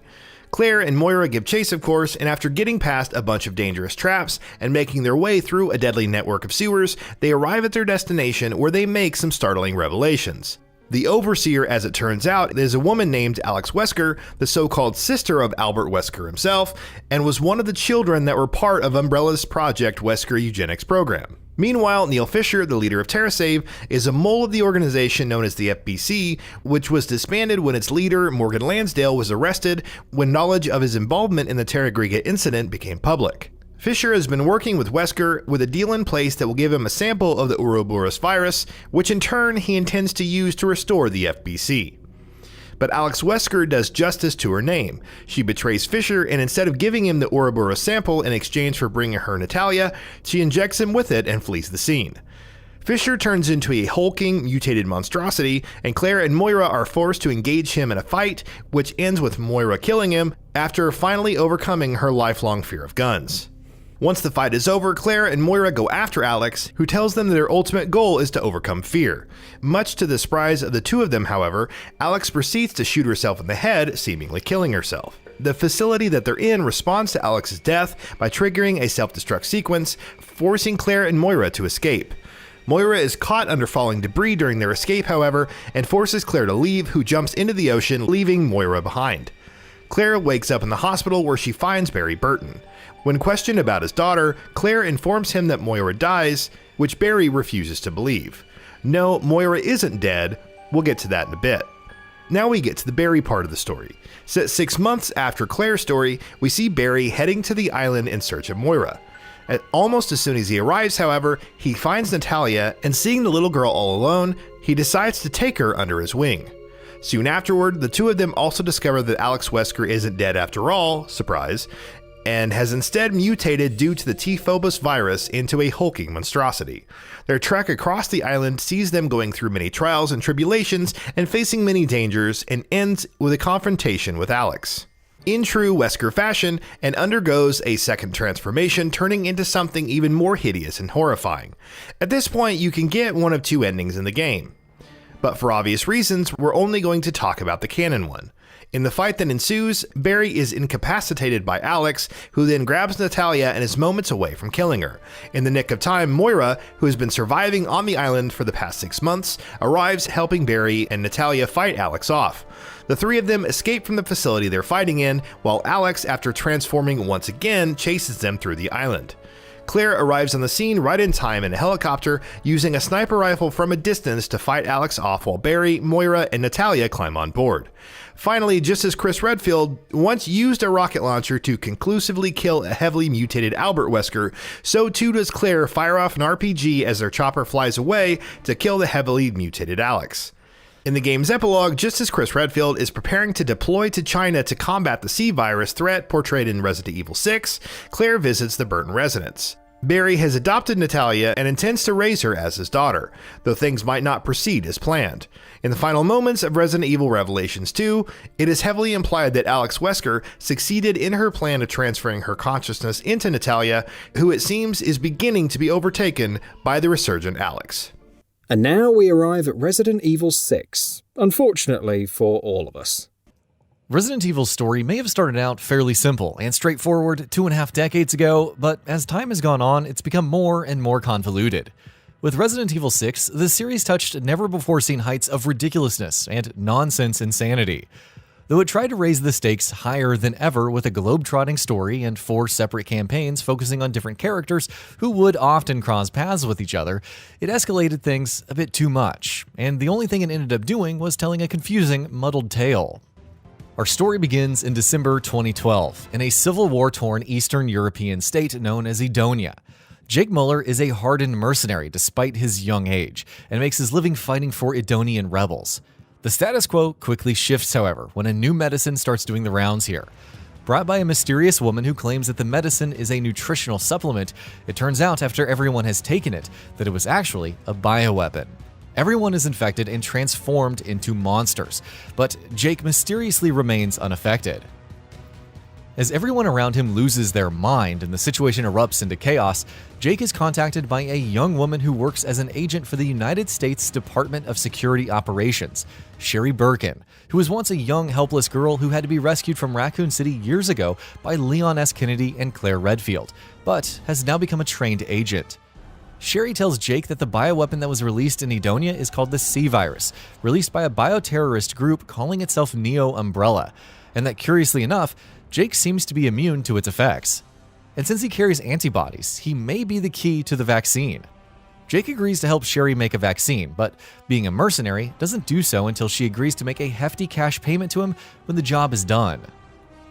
Together, Jake and Sherry make their escape, but as they're attempting to flee from Edonia, Neo Umbrella unleashes a deadly, monstrous new bioweapon known as Ustanak, or as series fans like to call him, Mr. Knockoff Nemesis.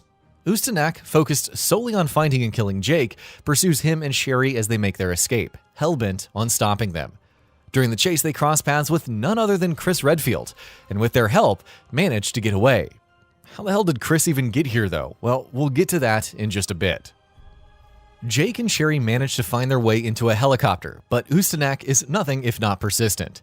Though it's unable to kill them, it does damage the chopper heavily, and though Jake and Sherry narrowly manage to jump out before it crashes, a piece of the chopper breaks off during the chaos, rips their parachute to shreds, and causes them to take a deep tumble. Now, let's pause for a bit. Chris Redfield, how the hell did he end up in Edonia? Well, he's a decorated soldier and an agent of the BSAA, so when the organization gets wind of the bioterrorism attack in Edonia, naturally it's Chris who leads a squad out to Eastern Europe to deal with the situation. Also among his squad is Piers Nivens, an up-and-comer who shows a lot of promise. After helping Jake and Sherry escape from Ustanak, Chris and his squad successfully break into the Neo Umbrella facility close by, where, surprisingly enough, they find everyone's favorite spy and quintuplet agent, Ada Wong. Apparently, she's a prisoner here, held captive by Neo Umbrella. But as Chris and his squad begin the process of extracting her from the facility, it turns out that she was much more than that. She was using herself as bait, and the trap she had laid for the BSAA squad has now been sprung. She infects almost the entire squad with the C-Virus, turning them into monstrous creatures. Chris and Piers are the only ones who survive, and the two are forced to gun down their fellow soldiers. Chris sustains heavy injuries during the chaos, and only narrowly manages to make it out alive thanks to Piers. Let's get one thing out of the way right now. Resident Evil 6 takes its sweet time revealing this stuff, but we're going to talk about it right here to avoid any confusion and, for convenience sake. The Ada Wong Chris and company find here is not the real Ada Wong. She's Carla Radamez, the lead researcher for Neo Umbrella, who secretly works for Derek Simmons, the national security advisor to the United States President Adam Binford. So how exactly did she turn into an Ada Wong clone? Well, simply put, Simmons was obsessed with Ada and forcefully transformed Carla into an Ada clone by injecting her with a blend of Ada's DNA and the C-Virus. Yeah, it makes no sense, but that's RE6 for you. Anyway, we'll get to Simmons later. Following the events in Edonia, Chris goes into a self-imposed amnesiac exile for the next 6 months. And again, we'll get to that in a bit. For now, let's get back to Jake and Sherry.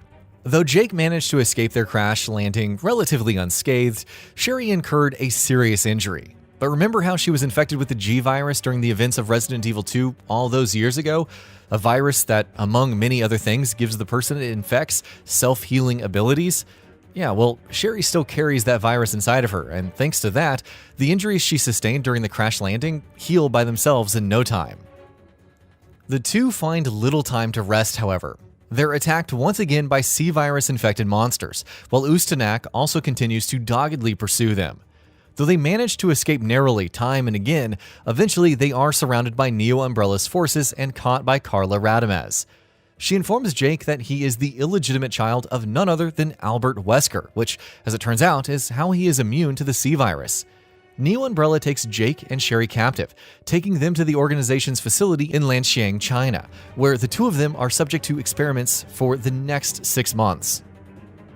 And yes, now we jump forward 6 months to June 2013. But before we get back to Chris and Piers and Jake and Sherry, we need to talk about Leon S. Kennedy, who is another crucial part of RE6's story. Now an agent of the Division of Security Operations, Leon's story in Resident Evil 6 picks up in the American city of Tall Oaks. Here, President Adam Binford plans on making confidential details about the destruction of Raccoon City in 1998 public as he prepares to kickstart his new policies for the global war against bioterrorism. As it turns out, however, his plans never kick into motion. Tall Oaks becomes ground zero for a deadly bioterror attack. The C-Virus is unleashed in the university campus where Leon and the president currently are, and nearly everyone there is turned into zombified monstrosities, including the president. Leon sees the mutated president attacking United States Secret Service agent Helena Harper, and reluctantly, he is forced to shoot and kill Binford. Immediately, Helena tells Leon that she is the one who is responsible for this attack, but refuses to unveil any more information. She tells him that she needs to get to the Tall Oaks Cathedral, and once Leon has helped her get there, she will tell him the whole story. Though Leon is obviously mistrustful, he does agree. The pair make their way through Tall Oaks, which, as it turns out, has turned into a modern-day Raccoon City. The whole city has been infected with the C-Virus and blanketed in complete chaos. Leon and Helena eventually reach the cathedral and then enter a mysterious lab underneath it, where it is revealed why Helena had brought them there: to find her sister Deborah. As it turns out, Derek Simmons, who we spoke of earlier, had abducted Deborah and was holding her hostage. He forced Helena to work for him, and in turn, used her to engineer the bioterror attacks on Tall Oaks. What's worse, it turns out that Deborah is past saving at this point. Leon and Helena arrive too late, and when they do, Deborah turns into a hideously mutated BOW, and Helena is forced to kill her. During their fight with the mutated Deborah, however, they're also aided by Ada Wong, who also happens to be there on the scene, who is currently on the hunt for the fake Ada clone, aka Carla Radamez, who's being paraded around, which of course does not sit right with the real Ada. Once the fight is done, Helena tells Leon that Simmons used her to infect and assassinate the president. Simmons, as it happens, was the one who engineered Raccoon City's destruction in 1998, and he also has other larger plans in motion that will make that incident look tame in comparison. Meanwhile, Ada informs Leon and Helena that Simmons is also the head of a group known as The Family, who are a massively wealthy shadow organization and have been involved in pulling the strings of global politics for their own gain for years. After this, Ada leaves, since she has her own mission that she's on. Leon and Helena, meanwhile, come in contact with Simmons, who tells them that the blame for the president's death has been placed on the two of them. And though it's he himself who framed them, he tells them that if they turn themselves in, he will help clear their names. The two obviously refuse, and with the help of fellow US agent Ingrid Hannigan, who's also a longtime associate of Leon's, they fake their deaths. Why exactly do they do that? Well, because as it turns out, Simmons has now orchestrated another bioterror attack in Lanxiang, China. Leon and Helena, determined to put a stop to his machinations, head to China, while Tall Oaks is blown to bits by a missile strike behind them, calling back to the destruction of Raccoon City. Now it's time to pause once again and catch up with Chris Redfield. 6 months ago, his team was decimated, and he himself was gravely injured in the incident in Edonia. Since then, Chris has then suffered PTSD-afflicted amnesia. Yeah, he's not doing well, and he doesn't even remember why. Again, RE6 tries to make a big deal out of his amnesia, but like many other plot points in the series, it never really goes anywhere. So why don't we just save ourselves some time here? He eventually recovers his memory, and it only takes a couple of chapters of his story for him to get to that point. Big surprise. Anyway, Chris's story picks back up 6 months after the Edonia incident in Eastern Europe. His memories are currently gone, and he's taken a step back from his BSAA duties, obviously, but he's soon pulled back into the action. His former fellow BSA agent, Piers Nivens, arrives on the scene and informs Chris about what's going on in China. Chris is obviously reluctant to go, but a combination of Piers' insistence and the hope that fighting against bioterrorism in China will bring back his memories leads him to finally relent and agree to leading a BSAA squad in Lanxiang. So now all our heroes are in China, and this is where we go back to Jake and Sherry. The two have been prisoners in Neo Umbrella's China facility for 6 months, but due to convenient circumstances, they both manage to find a way to escape. They break out of the facility and, pursued by Neo Umbrella's forces, make a run for it through the streets of Liansheng. Eventually, they run into none other than Leon and Helena. A conversation between the two pairs leads to several revelations. Sherry tells Leon that Derek Simmons is her boss, but Leon informs her that this whole mess has been caused by Simmons. Sherry and Leon have a history, of course. He saved her life back in Raccoon City after all, so naturally, she trusts him. She tells Leon and Helena where to find Simmons, and promises to meet up with him at the rendezvous point. As Leon and Helena are making their way to the location, they chance across Ada Wong, whose personal mission to destroy the project that led to the creation of her clone and to take Carla Radomez out of the equation has brought her to China as well. Leon and Helena try to communicate with her, but the situation goes quickly out of control. For starters, this isn't the real Ada after all, it's her clone, Carla. On top of that, Chris, as it turns out, has fully recovered his memories at this point, and he's on full tilt. He's single-mindedly pursuing Ada, unaware that it was actually Carla who killed his team. And just as Leon and Helena are trying to get information out of Carla, Chris and Piers arrive on the scene as well. Things quickly get heated. Chris is determined to kill the woman he thinks is Ada, but Leon won't have it. He tells Chris that it's not her, but Simmons who is responsible for everything that's going on, and soon enough, the two of them are pointing their guns at each other. In this confusion, Carla manages to slip past them and escape. Leon manages to talk Chris down, and the two pairs part ways once again. Leon and Helena go after Simmons, while Chris and Piers run after Carla. Let's go ahead and stick with Leon and Helena for now. They arrive at Simmons' location around the same time that Sherry and Jake do, and here, Simmons openly admits that he was responsible for everything that's happened, but that he did it in the name of global stability, which translates to ensuring that his shadow organization, the Family, retains its dominance and wealth. The situation quickly turns violent, as Simmons, now infected with the C virus, transforms into a giant BOW, which looks an awful lot like a T-Rex because that's just the sort of game that Resident Evil 6 is. Leon and Helena take him on, while Jake and Sherry make their escape. The latter pair, however, is quickly overpowered by several infected monstrosities, and once again, they are taken captive. While this is going on, Chris and Piers have been chasing after Carla through the streets of China. They eventually corner her aboard an aircraft carrier, where Carla, who Chris and Piers still think is Ada, reveals her plan. She plans to fire a missile loaded with the C virus over Liansheng to become a global outbreak of the virus, recreating the Raccoon City incident, but on a much larger scale, since from here, the virus will spread all over the world. As it turns out, Carla is acting against Simmons as well. Tortured by the experiments he did on her to turn her into an Ada Wong clone, her personality has been resurfacing over time, and she intends to use the C virus as a global weapon to destroy everything that Simmons and the Family have worked for. Just as she is about to launch the missile, however, a chopper arrives on the scene, from where a sniper working for the Family shoots Carla through the chest. Injured, she falls off the aircraft carrier to her apparent death. Chris and Piers are relieved the missile strike didn't go through, but the relief is short-lived. Carla, as it turns out, was one step ahead again. The missile reactivates and launches, explodes in the air, and envelops the city in a C-virus gas.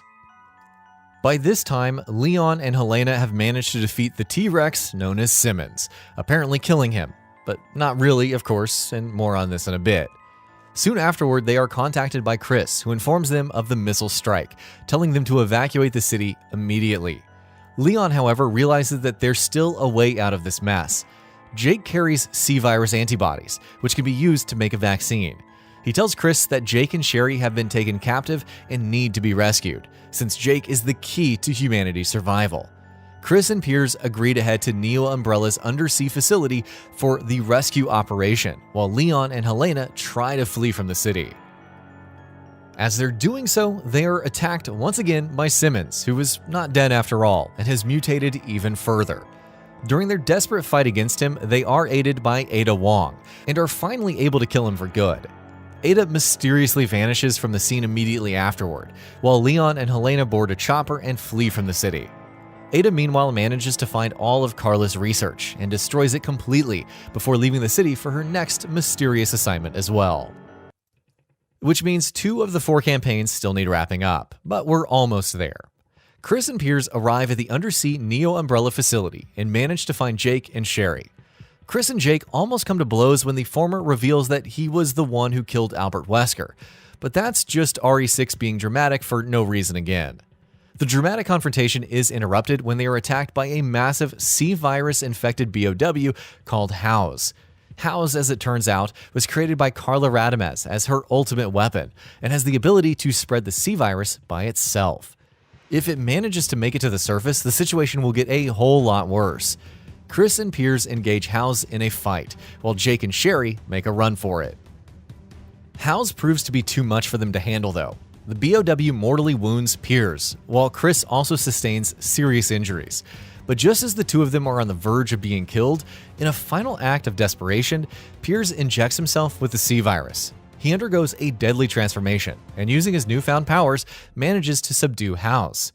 Knowing that he's not going to stick around for much longer, he forces Chris into an escape pod, and as Chris leaves the facility, he helplessly watches on as Piers sacrifices himself, destroying the facility in a final act of heroism.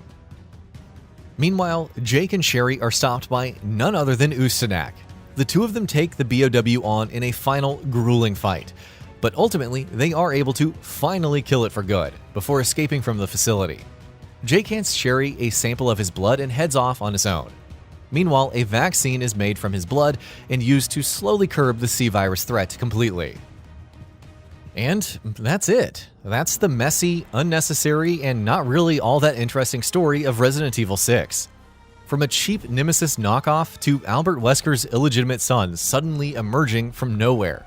From an Ada Wong clone to a terrible villain who at one point turns into a dinosaur. From a super agent Sherry Birkin to a Chris Redfield who has amnesia for like a minute, RE6's story was a complete and utter mess. Thankfully, if you've watched this video, at least you no longer have to play or replay the game, so that's something.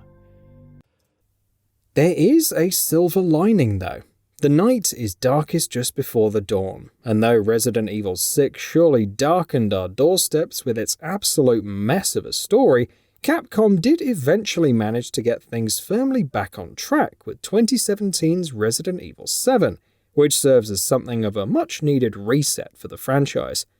It's not a reboot by any means, and still carries the series' continuity forward, but it's very much the beginning of a new narrative arc for the franchise, with a new protagonist in place, and a tone and story that's significantly and mercifully more grounded. Resident Evil 7 takes place in 2017, with plain old vanilla guy Ethan Winters taking the role of the primary protagonist. For 3 years, he believed his wife to be dead after she suddenly went missing on what she claimed was just another plain old babysitting job. That all changes though when, out of nowhere, she contacts him again to let him know that she's still alive, asking him to come get her at a place called the Baker Residence in the bayous of Dolvay, Louisiana. Now, obviously, Ethan drops everything and heads straight there. The Baker residence, however, is no place for anyone to be. As soon as Ethan arrives on the scene, he's met with unpleasant scenes, to say the very least. The house is run down and decaying. Its owners are nowhere to be seen. In fact, according to the locals, they've been missing for some time, and their house haunted. Meanwhile, as Ethan enters into the house through its back entrance, he sees everything from parts of dead animals strung up in the swamps to a dead crow in the microwave in the house itself. Shortly after making it into the house, Ethan manages to find Mia, and though she is, much to his surprise, alive and well, it's clear to him that something is very wrong. She's incoherent, babbling about her daddy and how they're going to be a family, and it's plain as day that she's been through the grinder in the time that she's been dead to the outside world. And the circumstances have definitely had a terrifying effect on her, for reasons Ethan doesn't understand yet. Mia suddenly becomes violent while the two of them are attempting to find a way out of her house, forcing Ethan to take her on in a fight. The fight, however, does not go very well for him, with a freakishly strong Mia stabbing him in the hand with a screwdriver, throwing him through a wall, and even chopping off one of his hands with a chainsaw. Ethan finally manages to kill her in self-defense, but not really, and more on that in a bit. But he doesn't get very far after that. He's immediately ambushed by a man who welcomes him to the family and knocks him out with a punch to the face. When Ethan comes to, he realizes that things have only gone from bad to worse for him. His hand has somehow managed to be reattached to his body, but he's been tied to a chair and sitting at a dinner table, surrounded by the most deranged scene he could possibly imagine. Around the table is sitting the Baker family, the patriarch Jack Baker, his wife Marguerite, their son Lucas, and an old woman in a wheelchair, and all of them seem to be enjoying a meal of human flesh and organs. Soon after Ethan regains consciousness, the Bakers try force-feeding him the disgusting food as well, but are interrupted when they hear a doorbell at the house. Jack and Lucas presume it's a cop that's apparently been troubling them for some time now, and the Bakers all leave the scene to deal with the situation. Ethan takes the opportunity to free himself, and soon comes into contact with Zoe Baker, the daughter of the Baker family. Conversing with her over the phone, which is something that happens quite a lot throughout this game, he learns that the Bakers have apparently been infected with something that's not only turning them into the monstrous and hostile beasts he's seeing now, but also giving them superpowered abilities, as well as the ability to quickly regenerate, making them incredibly hard to kill. The same virus that has infected the Bakers has, in fact, also spewed black gooey monstrosities all over their estate, called the Molded. Zoe tells Ethan that there is a serum that can be used to cure both herself and Mia, who, yes, is still alive.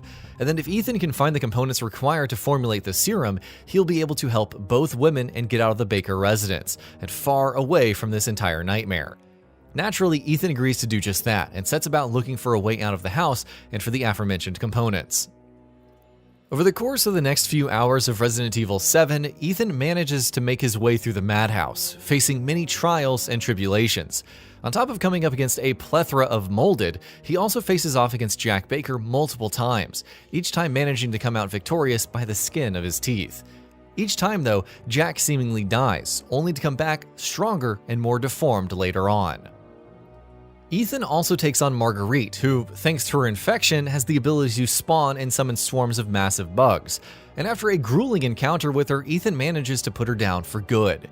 Eventually, Ethan manages to recover the components required to craft the serum, but he still faces yet another hurdle, when Lucas captures Zoe and Mia.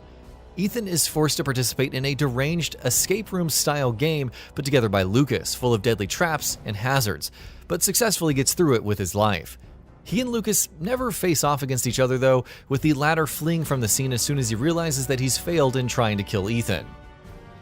When Ethan finally encounters Zoe and Mia, he has two serums with him, but not for long.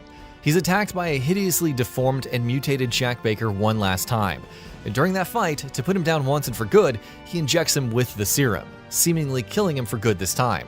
Of course, he isn't dead, more on that in a bit.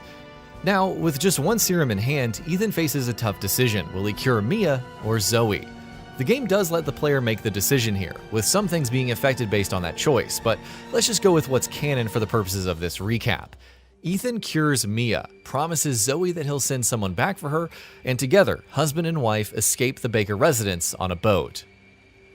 Before we get any further, it's time to pause and take a trip down memory lane and explain exactly how the hell everything that's been going on even started. Well, for starters, where did this virus and the Molded all come from? Well, seeing as this is Resident Evil, after all, they came from a bioweapon. This bioweapon, created by a crime syndicate known as the Connections, was engineered in a lab and given the appearance of a small girl. From mind control to spewing out large quantities of the Molded, this girl, named Evelyn, and given the designation E001 by her creators, had no shortage of terrifying abilities.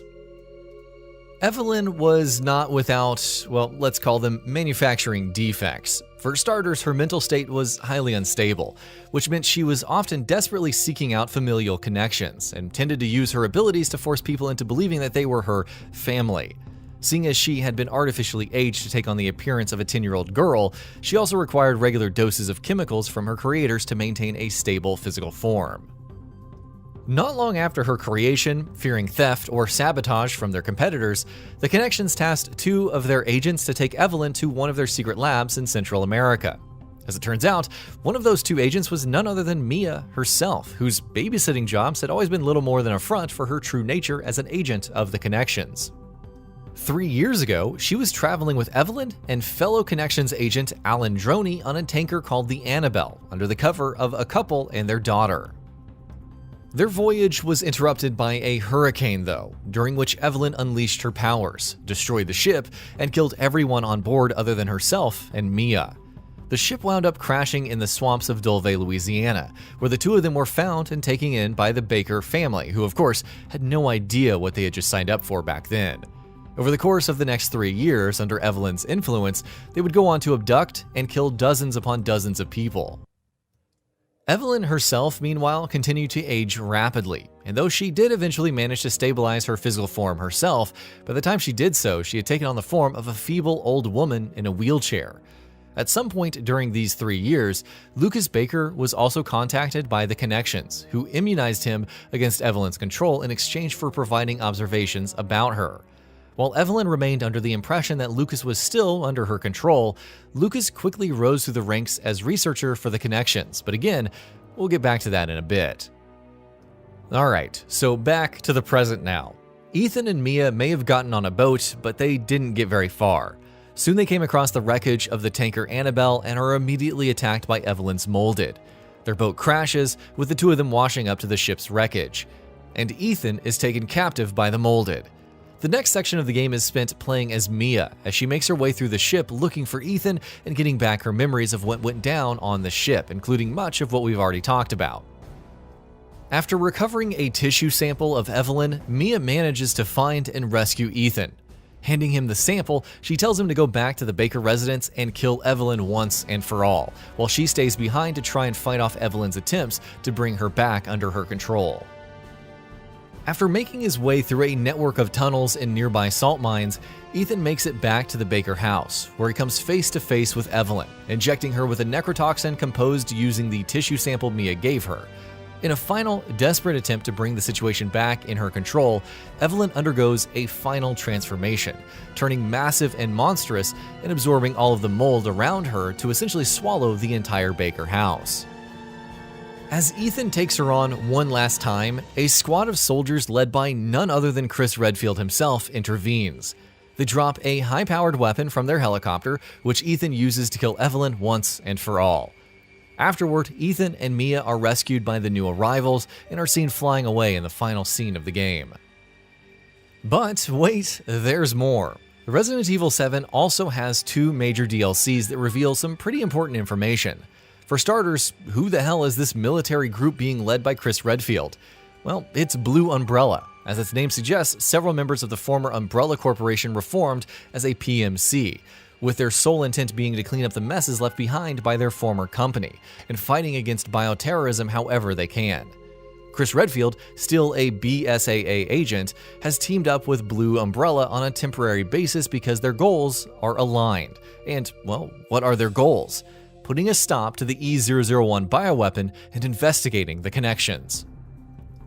In the Not a Hero DLC, once Ethan and Mia have been safely flown away, Chris sets out in the salt mines close to the Baker estate to look for Lucas Baker, who he knows to be an agent of the Connections, and is their best and only lead on the criminal organization. What they don't know, however, is that Lucas has gone rogue. He's killed several of his fellow researchers and aims to steal all of the data on Evelyn in the mold and sell it to the highest bidder. Chris manages to put a stop to his machinations though, killing Lucas in the nick of time and managing to stop him from transferring that data to an unknown third party. There's also the End of Zoe DLC, which involves, as its name suggests, Zoe Baker, who was found in the swamps by her uncle Joe Baker, Jack's brother, who's been living in the swamps as a hermit for many years. Curiously enough, Jack Baker still isn't dead and has transformed into a monstrosity known as the Swamp Man. End of Zoe follows Joe's attempts to cure Zoe and protect her from the Swamp Man, with it all culminating in a battle between the two brothers, with Joe finally killing Jack once and for all. For real this time.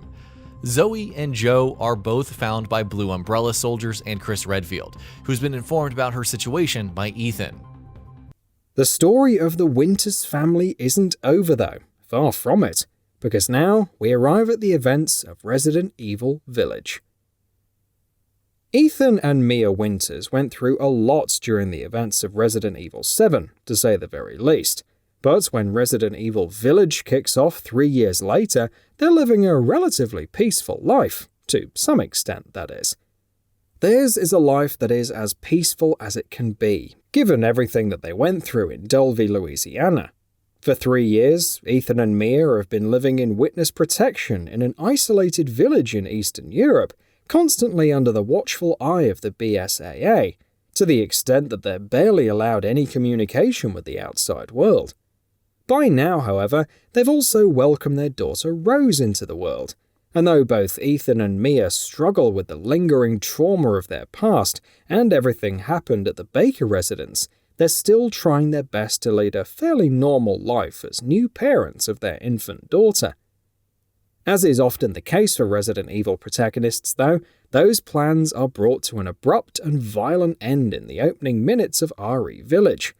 One fateful night in the middle of a fairly regular dinner, with some heated arguments between Ethan and Mia, the Winters household is attacked, and to Ethan's great surprise, it's attacked by none other than Chris Redfield himself, with his squad of elite soldiers, also known as the Hound Wolf Squad, backing him up.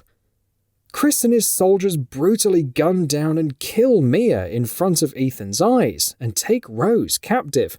And though Ethan tries to put up some resistance, he's quickly knocked out and taken captive on Chris's orders as well. When he wakes up, he finds himself to be in even greater trouble. The convoy that was escorting him has crashed. The truck he was in is lying on a dirt road in the middle of nowhere, with the bodies of the soldiers that were with him strewn all about.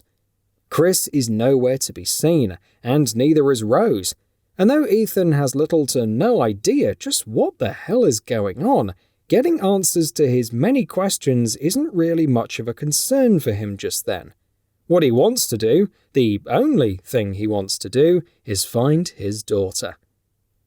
So, he sets off on the path that he's on and quickly comes upon a mysterious village, blanketed in snow, mountains looming in the distance, and an imposing castle casting an ominous shadow over the ramshackle settlement. Ethan proceeds further, but quickly discovers that there's something very, very wrong with the village, and things are happening here that he can't begin to comprehend. For starters, the entire place is overrun by werewolf-like creatures known as lycans, and Ethan gets into terrifying fights with more than a few of them. He comes across some survivors, and though they quickly meet their ends soon after meeting him, he's able to glean some basic information about the village. The village, as it turns out, is ruled over by a mysterious woman who's known simply as Miranda. Clearly, and as is often the case with Resident Evil antagonists, she's a woman with unique and deadly abilities, and controls different parts of the village through 4 lords who work together under her as her family, so to speak.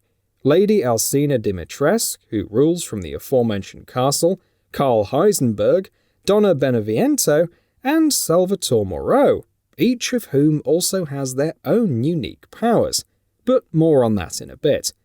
For now, the vital piece of information that Ethan has discovered is that Rose is probably being held captive somewhere in the castle. And so off he goes, even though he's warned not to by the villagers, before they meet their untimely and gruesome deaths. But before he can reach the castle, he's attacked and taken captive by Heisenberg, one of the 4 lords, who knocks him out using strange electromagnetic powers. When he comes to, Ethan finds himself tied up and on the ground, with the 4 lords and Miranda before him, and the lords all arguing over how to deal with him.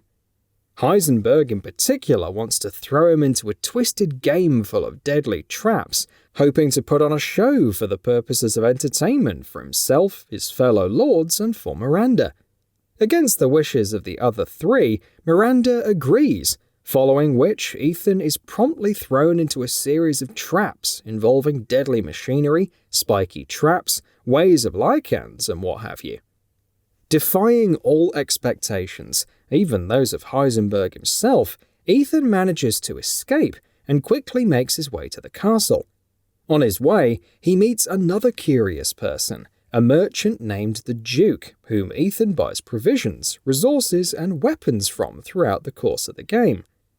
The Duke aids him in other, much more integral ways as well, starting with giving him some crucial information and confirming that Rose is indeed somewhere in the castle.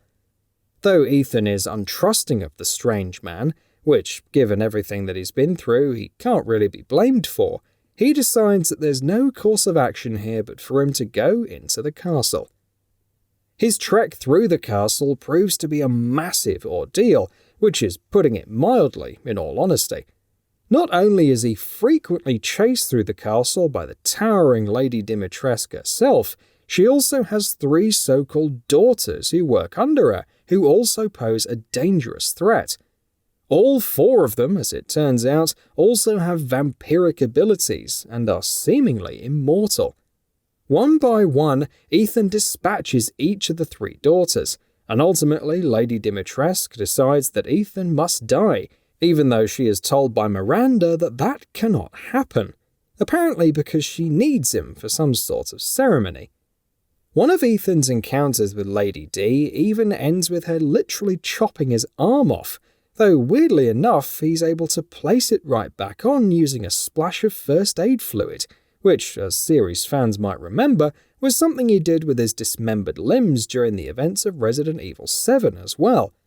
This will come back into play later, so keep this in mind. Ultimately, Ethan squares off in a final intense battle against Lady Dimitrescu, during which he takes a true and terrifying form, which resembles a massive dragon-like creature. Though it's no piece of cake, Ethan is able to emerge victorious and kill Lady Dimitrescu, following which he retrieves a mysterious flask from her and leaves. Outside the castle, Ethan runs into the Duke once again, who reveals the full extent of the situation with Rose and exactly where she is, and the story gets even weirder at this point, which is no surprise for a Resident Evil game. The flask that Ethan recovered from the castle, as it turns out, is containing Rose inside of it, or a piece of her at least. The Duke explains that Rose was divvied up into 4 pieces and put into 4 different flasks, with each of them given to one of the 4 lords, and if Ethan can retrieve all 4 flasks, he can still bring Rose back and save her from a cruel fate. And so, he sets off for his next target, House Beneviento, the domain of Donna Beneviento, the next lord in his crosshairs. This is by far the scariest section of the game.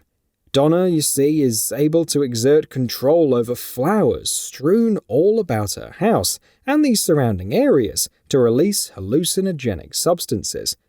Upon breathing these in, Ethan is assaulted by all manner of visions, making for some of the game's most disturbing and unsettling sequences, one of which involves him being chased through the house by a massive, deformed, monstrous creature, and another that sees him being attacked by dolls that have been brought to life. Ultimately, he's able to overcome the effects of the hallucinogens and come face to face with Donna herself, following which Ethan quickly kills her as well and retrieves the flask that was in her possession. After that, Ethan heads to a reservoir on the outskirts of the village, which is the domain of Salvatore Moreau, a mentally scarred man with a litany of personality issues, who, as you may have guessed, has powers of his own. Specifically, powers that allow him to metamorphise into a hideous, massive fish-like monstrosity. At the reservoir, Ethan has a run-in with Chris and his Wolfhound squad, who are also in the village and are tracking Miranda. Ethan, understandably enough, is bursting at the seams with rage as soon as he sets his sights on Chris, and though he means to get answers about why he killed Mia and kidnapped Rose, their meeting is cut short when they're attacked by Moreau in his fish monster form. Ethan quickly refocuses and gets back to focusing on the task at hand. After making his way through the reservoir, he takes on Moreau in combat, and though it's far from easy, he is able to kill him and retrieve the flask that was in his possession. That, of course, means that he now has killed 3 of the 4 lords, and has 3 of the 4 flasks that he needs. The only one left is with Karl Heisenberg, though Heisenberg, interestingly enough, doesn't intend to walk the same path as his fellow lords. Ethan is soon contacted by him, and he tells him that he'll guide him to the fourth flask and tell him how to use those to revive Rose if he helps him in exchange.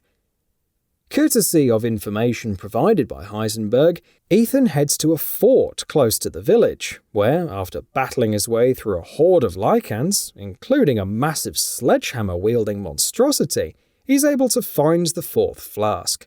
From there, following Heisenberg's directions, Ethan heads to the Fourth Lord's domain, a massive factory, where he comes face to face with the man himself.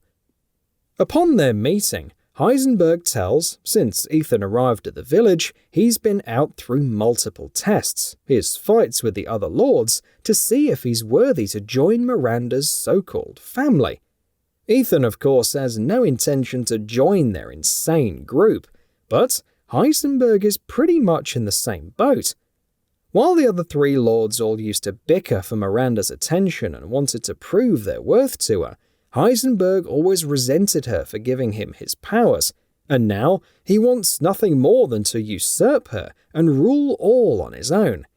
He tells Ethan that Rose has special powers, and that using those powers he can destroy Miranda, following which Ethan and his daughter can leave without any further issues. That proposal doesn't sit right with Ethan. He tells Heisenberg that he doesn't want to help him, and that he doesn't want his daughter used as a weapon. Heisenberg, predictably enough, doesn't take kindly to that, and he throws Ethan down to the bottom of his massive labyrinthine factory, which means his goal now is to make his way back up and escape.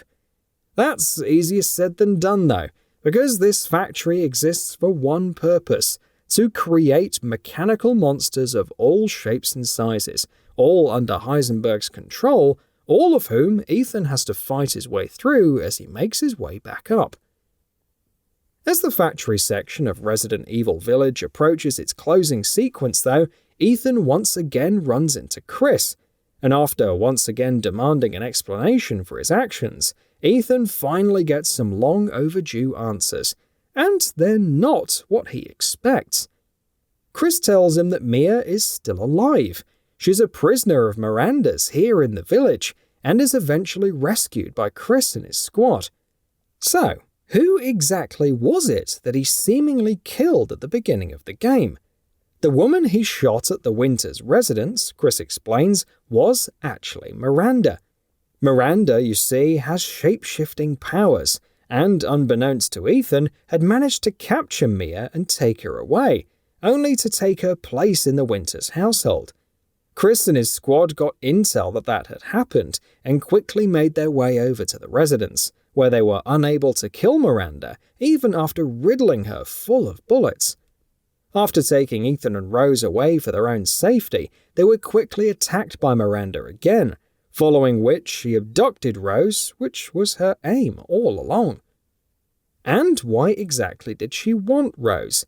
To answer that question, we need to go back, way back. Miranda is well over 100 years old, and is actually the root cause of the mold and all of the trouble it has caused throughout Resident Evil 7 and Village. A century ago, Miranda's daughter Eva died because of the Spanish flu, and after that, when she was at her lowest, Miranda came upon the Megamycete, the source of the mold. She realized that the Megamycete could be used to bring Eva back to life, and so started using it for experiments in an attempt to find a way to do just that. All of the lords were created for that very purpose, and were deemed failed experiments. It's even revealed that Miranda was also something of a mentor to none other than Oswell Spencer, the founder of Umbrella Corporation, and it was through her knowledge and her work on the mold that Spencer got the idea for bioweapons, and ultimately the T-virus. After years of experimenting and ending up with failed experiments, Miranda realized that she'd finally found the perfect vessel through which she could bring Eva back to life. That vessel was none other than Rose. Thanks to the abilities she inherited from both Ethan and Mia, more on this in a bit. Chris tells Ethan that Miranda intends to use Rose in a twisted ceremony that will allow her to use the Megamycete and finally bring her daughter back to life. Since the Megamycete catalogues the bits and pieces of the consciousness of every person it has ever come in contact with, like a giant fungus file cabinet, for the lack of a better analogy. But there are other more pressing matters to deal with as well. For instance, Chris and the Houndwolf squad are setting explosives all around Heisenberg's factory and intend to blow it to smithereens. Ethan, meanwhile, just wants to kill Heisenberg and then get to Miranda so that he can rescue his daughter. Chris tells him that he can take Heisenberg on using one of his mechanical tank-like creations, and tells him to take it back to the surface and wait for him there. Ethan does as he's told, and rides the massive weapon back to the surface. There, he finally goes head-to-head against Heisenberg in a long and furious fight. It's perhaps the most bombastic and action-fueled boss fight in the entire game, and also the most unconventional, but it ultimately ends with Heisenberg's death. Before Chris can reconvene with Ethan outside the remains of the factory, though, Miranda arrives, and she is a much, much greater threat than anything Ethan has faced in this village so far. With little to no effort, she plunges her hand into Ethan's chest, rips his heart out of his body, and leaves. Ethan falls to the ground, seemingly dead, but only seemingly. Over the course of 2 games, Ethan has lost and regained several limbs, sustained incredible amounts of punishment and damage, and now has literally had his heart ripped right out of him, and yet somehow he's still alive. It's here that we finally learn just how that's possible. And no, it's not just because logic and Resident Evil often mix as well as oil and water. After his apparent death, Ethan finds himself in a vision in his head where he finally puts the pieces together. As it turns out, he really is dead, though curiously enough, he's been dead for a long time, 3 years to be precise. When he first entered the Baker residence in Louisiana all those years ago at the beginning of Resident Evil 7, he ran into Jack Baker, the head of the family, who welcomed him to the family and seemingly knocked him unconscious. But he didn't knock him unconscious at all. He did much more than that. Ethan died right there, right at that moment, following which the Bakers infected him with the mold, which brought him back to life, or something resembling life at the very least. Thanks to the mold and the powers of the Megamycete, Ethan has developed incredible regenerative powers, many of which were inherited by Rose, making her the perfect vessel that Miranda has been looking for so long. Ethan's powers, however, are finally beginning to fail him, which, after all the punishment he's taken over the course of 3 years, doesn't come as much of a surprise. He wakes up and finds himself in the back of the Duke's cart and realizes that his body is crumbling and beginning to fall apart. But though he knows that he doesn't have long left, he still intends to ensure that he stops Miranda and rescues Rose before he finally lets go of the little grasp he still has left on life. The Duke drops him off as close as he can to the location where Miranda's holding Rose and is about to begin her final ceremony, and Ethan heads off for his final fight. While Chris and his squad take on Miranda's forces and plant a massive bomb in the heart of the Megamycete, Ethan takes Miranda herself on in battle. Ultimately, he succeeds in taking her down and killing her. With Rose cradled in his arms, he departs from the scene, but by now his body is beginning to crumble. He falls to his knees, and knowing that he's at the end of his journey, he tells Chris to take her and leave, choosing to stay behind and ensure that the bomb on the Megamycete goes off.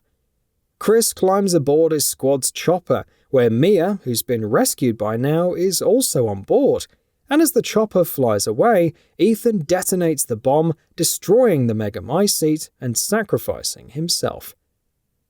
That's the conclusion to the story told in Resident Evil Village's base game, though there's one more chapter left in the Winters family saga.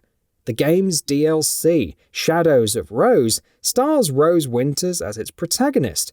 Several years have passed, and Rose is now 16 years old. Having inherited unique powers from her father, Rose is something of an outcast and is routinely bullied, while also constantly being under Chris's watchful eye. By this point in her life, however, she wants nothing more than to get rid of her powers so that she can live a normal life. As luck would have it, she gets an opportunity that can allow her to do just that. She is approached by K9, a member of the Wolfhound Squad, who tells her that a sample of the Megamycete survived, and that within the organism's consciousness there exists a thing known as the Purifying Crystal, which Rose can use to completely rid herself of her powers. Rose dives into the realm of the Megamycete, where she finds herself facing a number of challenges and hurdles in twisted recreations of the village and its locales, while also constantly being assisted by a faceless, voiceless entity that calls itself Michael. Her journey with the Megamycete ends with her discovering the Purifying Crystal, though before she can use it, she also finds out that some vestiges of Miranda's consciousness have lingered on and are still living within the organism. Still obsessed with bringing her daughter Eva back to life several years on from her defeat at the hands of Ethan, she used K9 as an illusion to lure Rose inside the Megamycete so that she could finally bring her plan to fruition. But just as a little bit of her managed to survive within the Megamycete, so too did a little bit of Ethan, who it's revealed is none other than Michael. Ethan manifests as himself and helps Rose escape, though is once again heavily injured in the process. He tells her to leave him and flee, but Rose is unable to do so.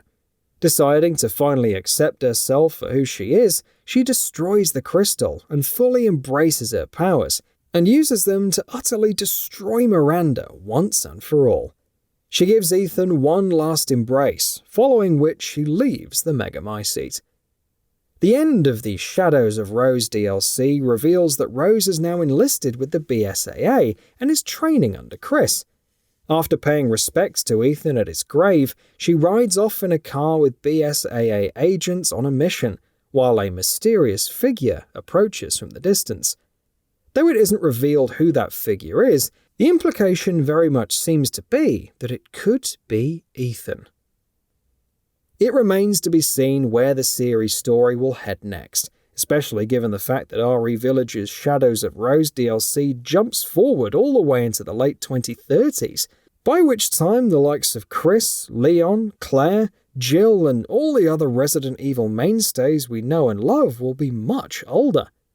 Obviously, it's going to be a while before we get answers to our questions, since the next mainline installment in the Resident Evil franchise hasn't even been announced yet, though with that said, we should hopefully see a new entry in the coming years. So what are your thoughts on this? Go ahead and share them in the comments below. And if you like this video, please subscribe to the channel and enable all notifications by clicking the bell icon to get new video updates. We upload every day and would really appreciate your support. Thanks for watching.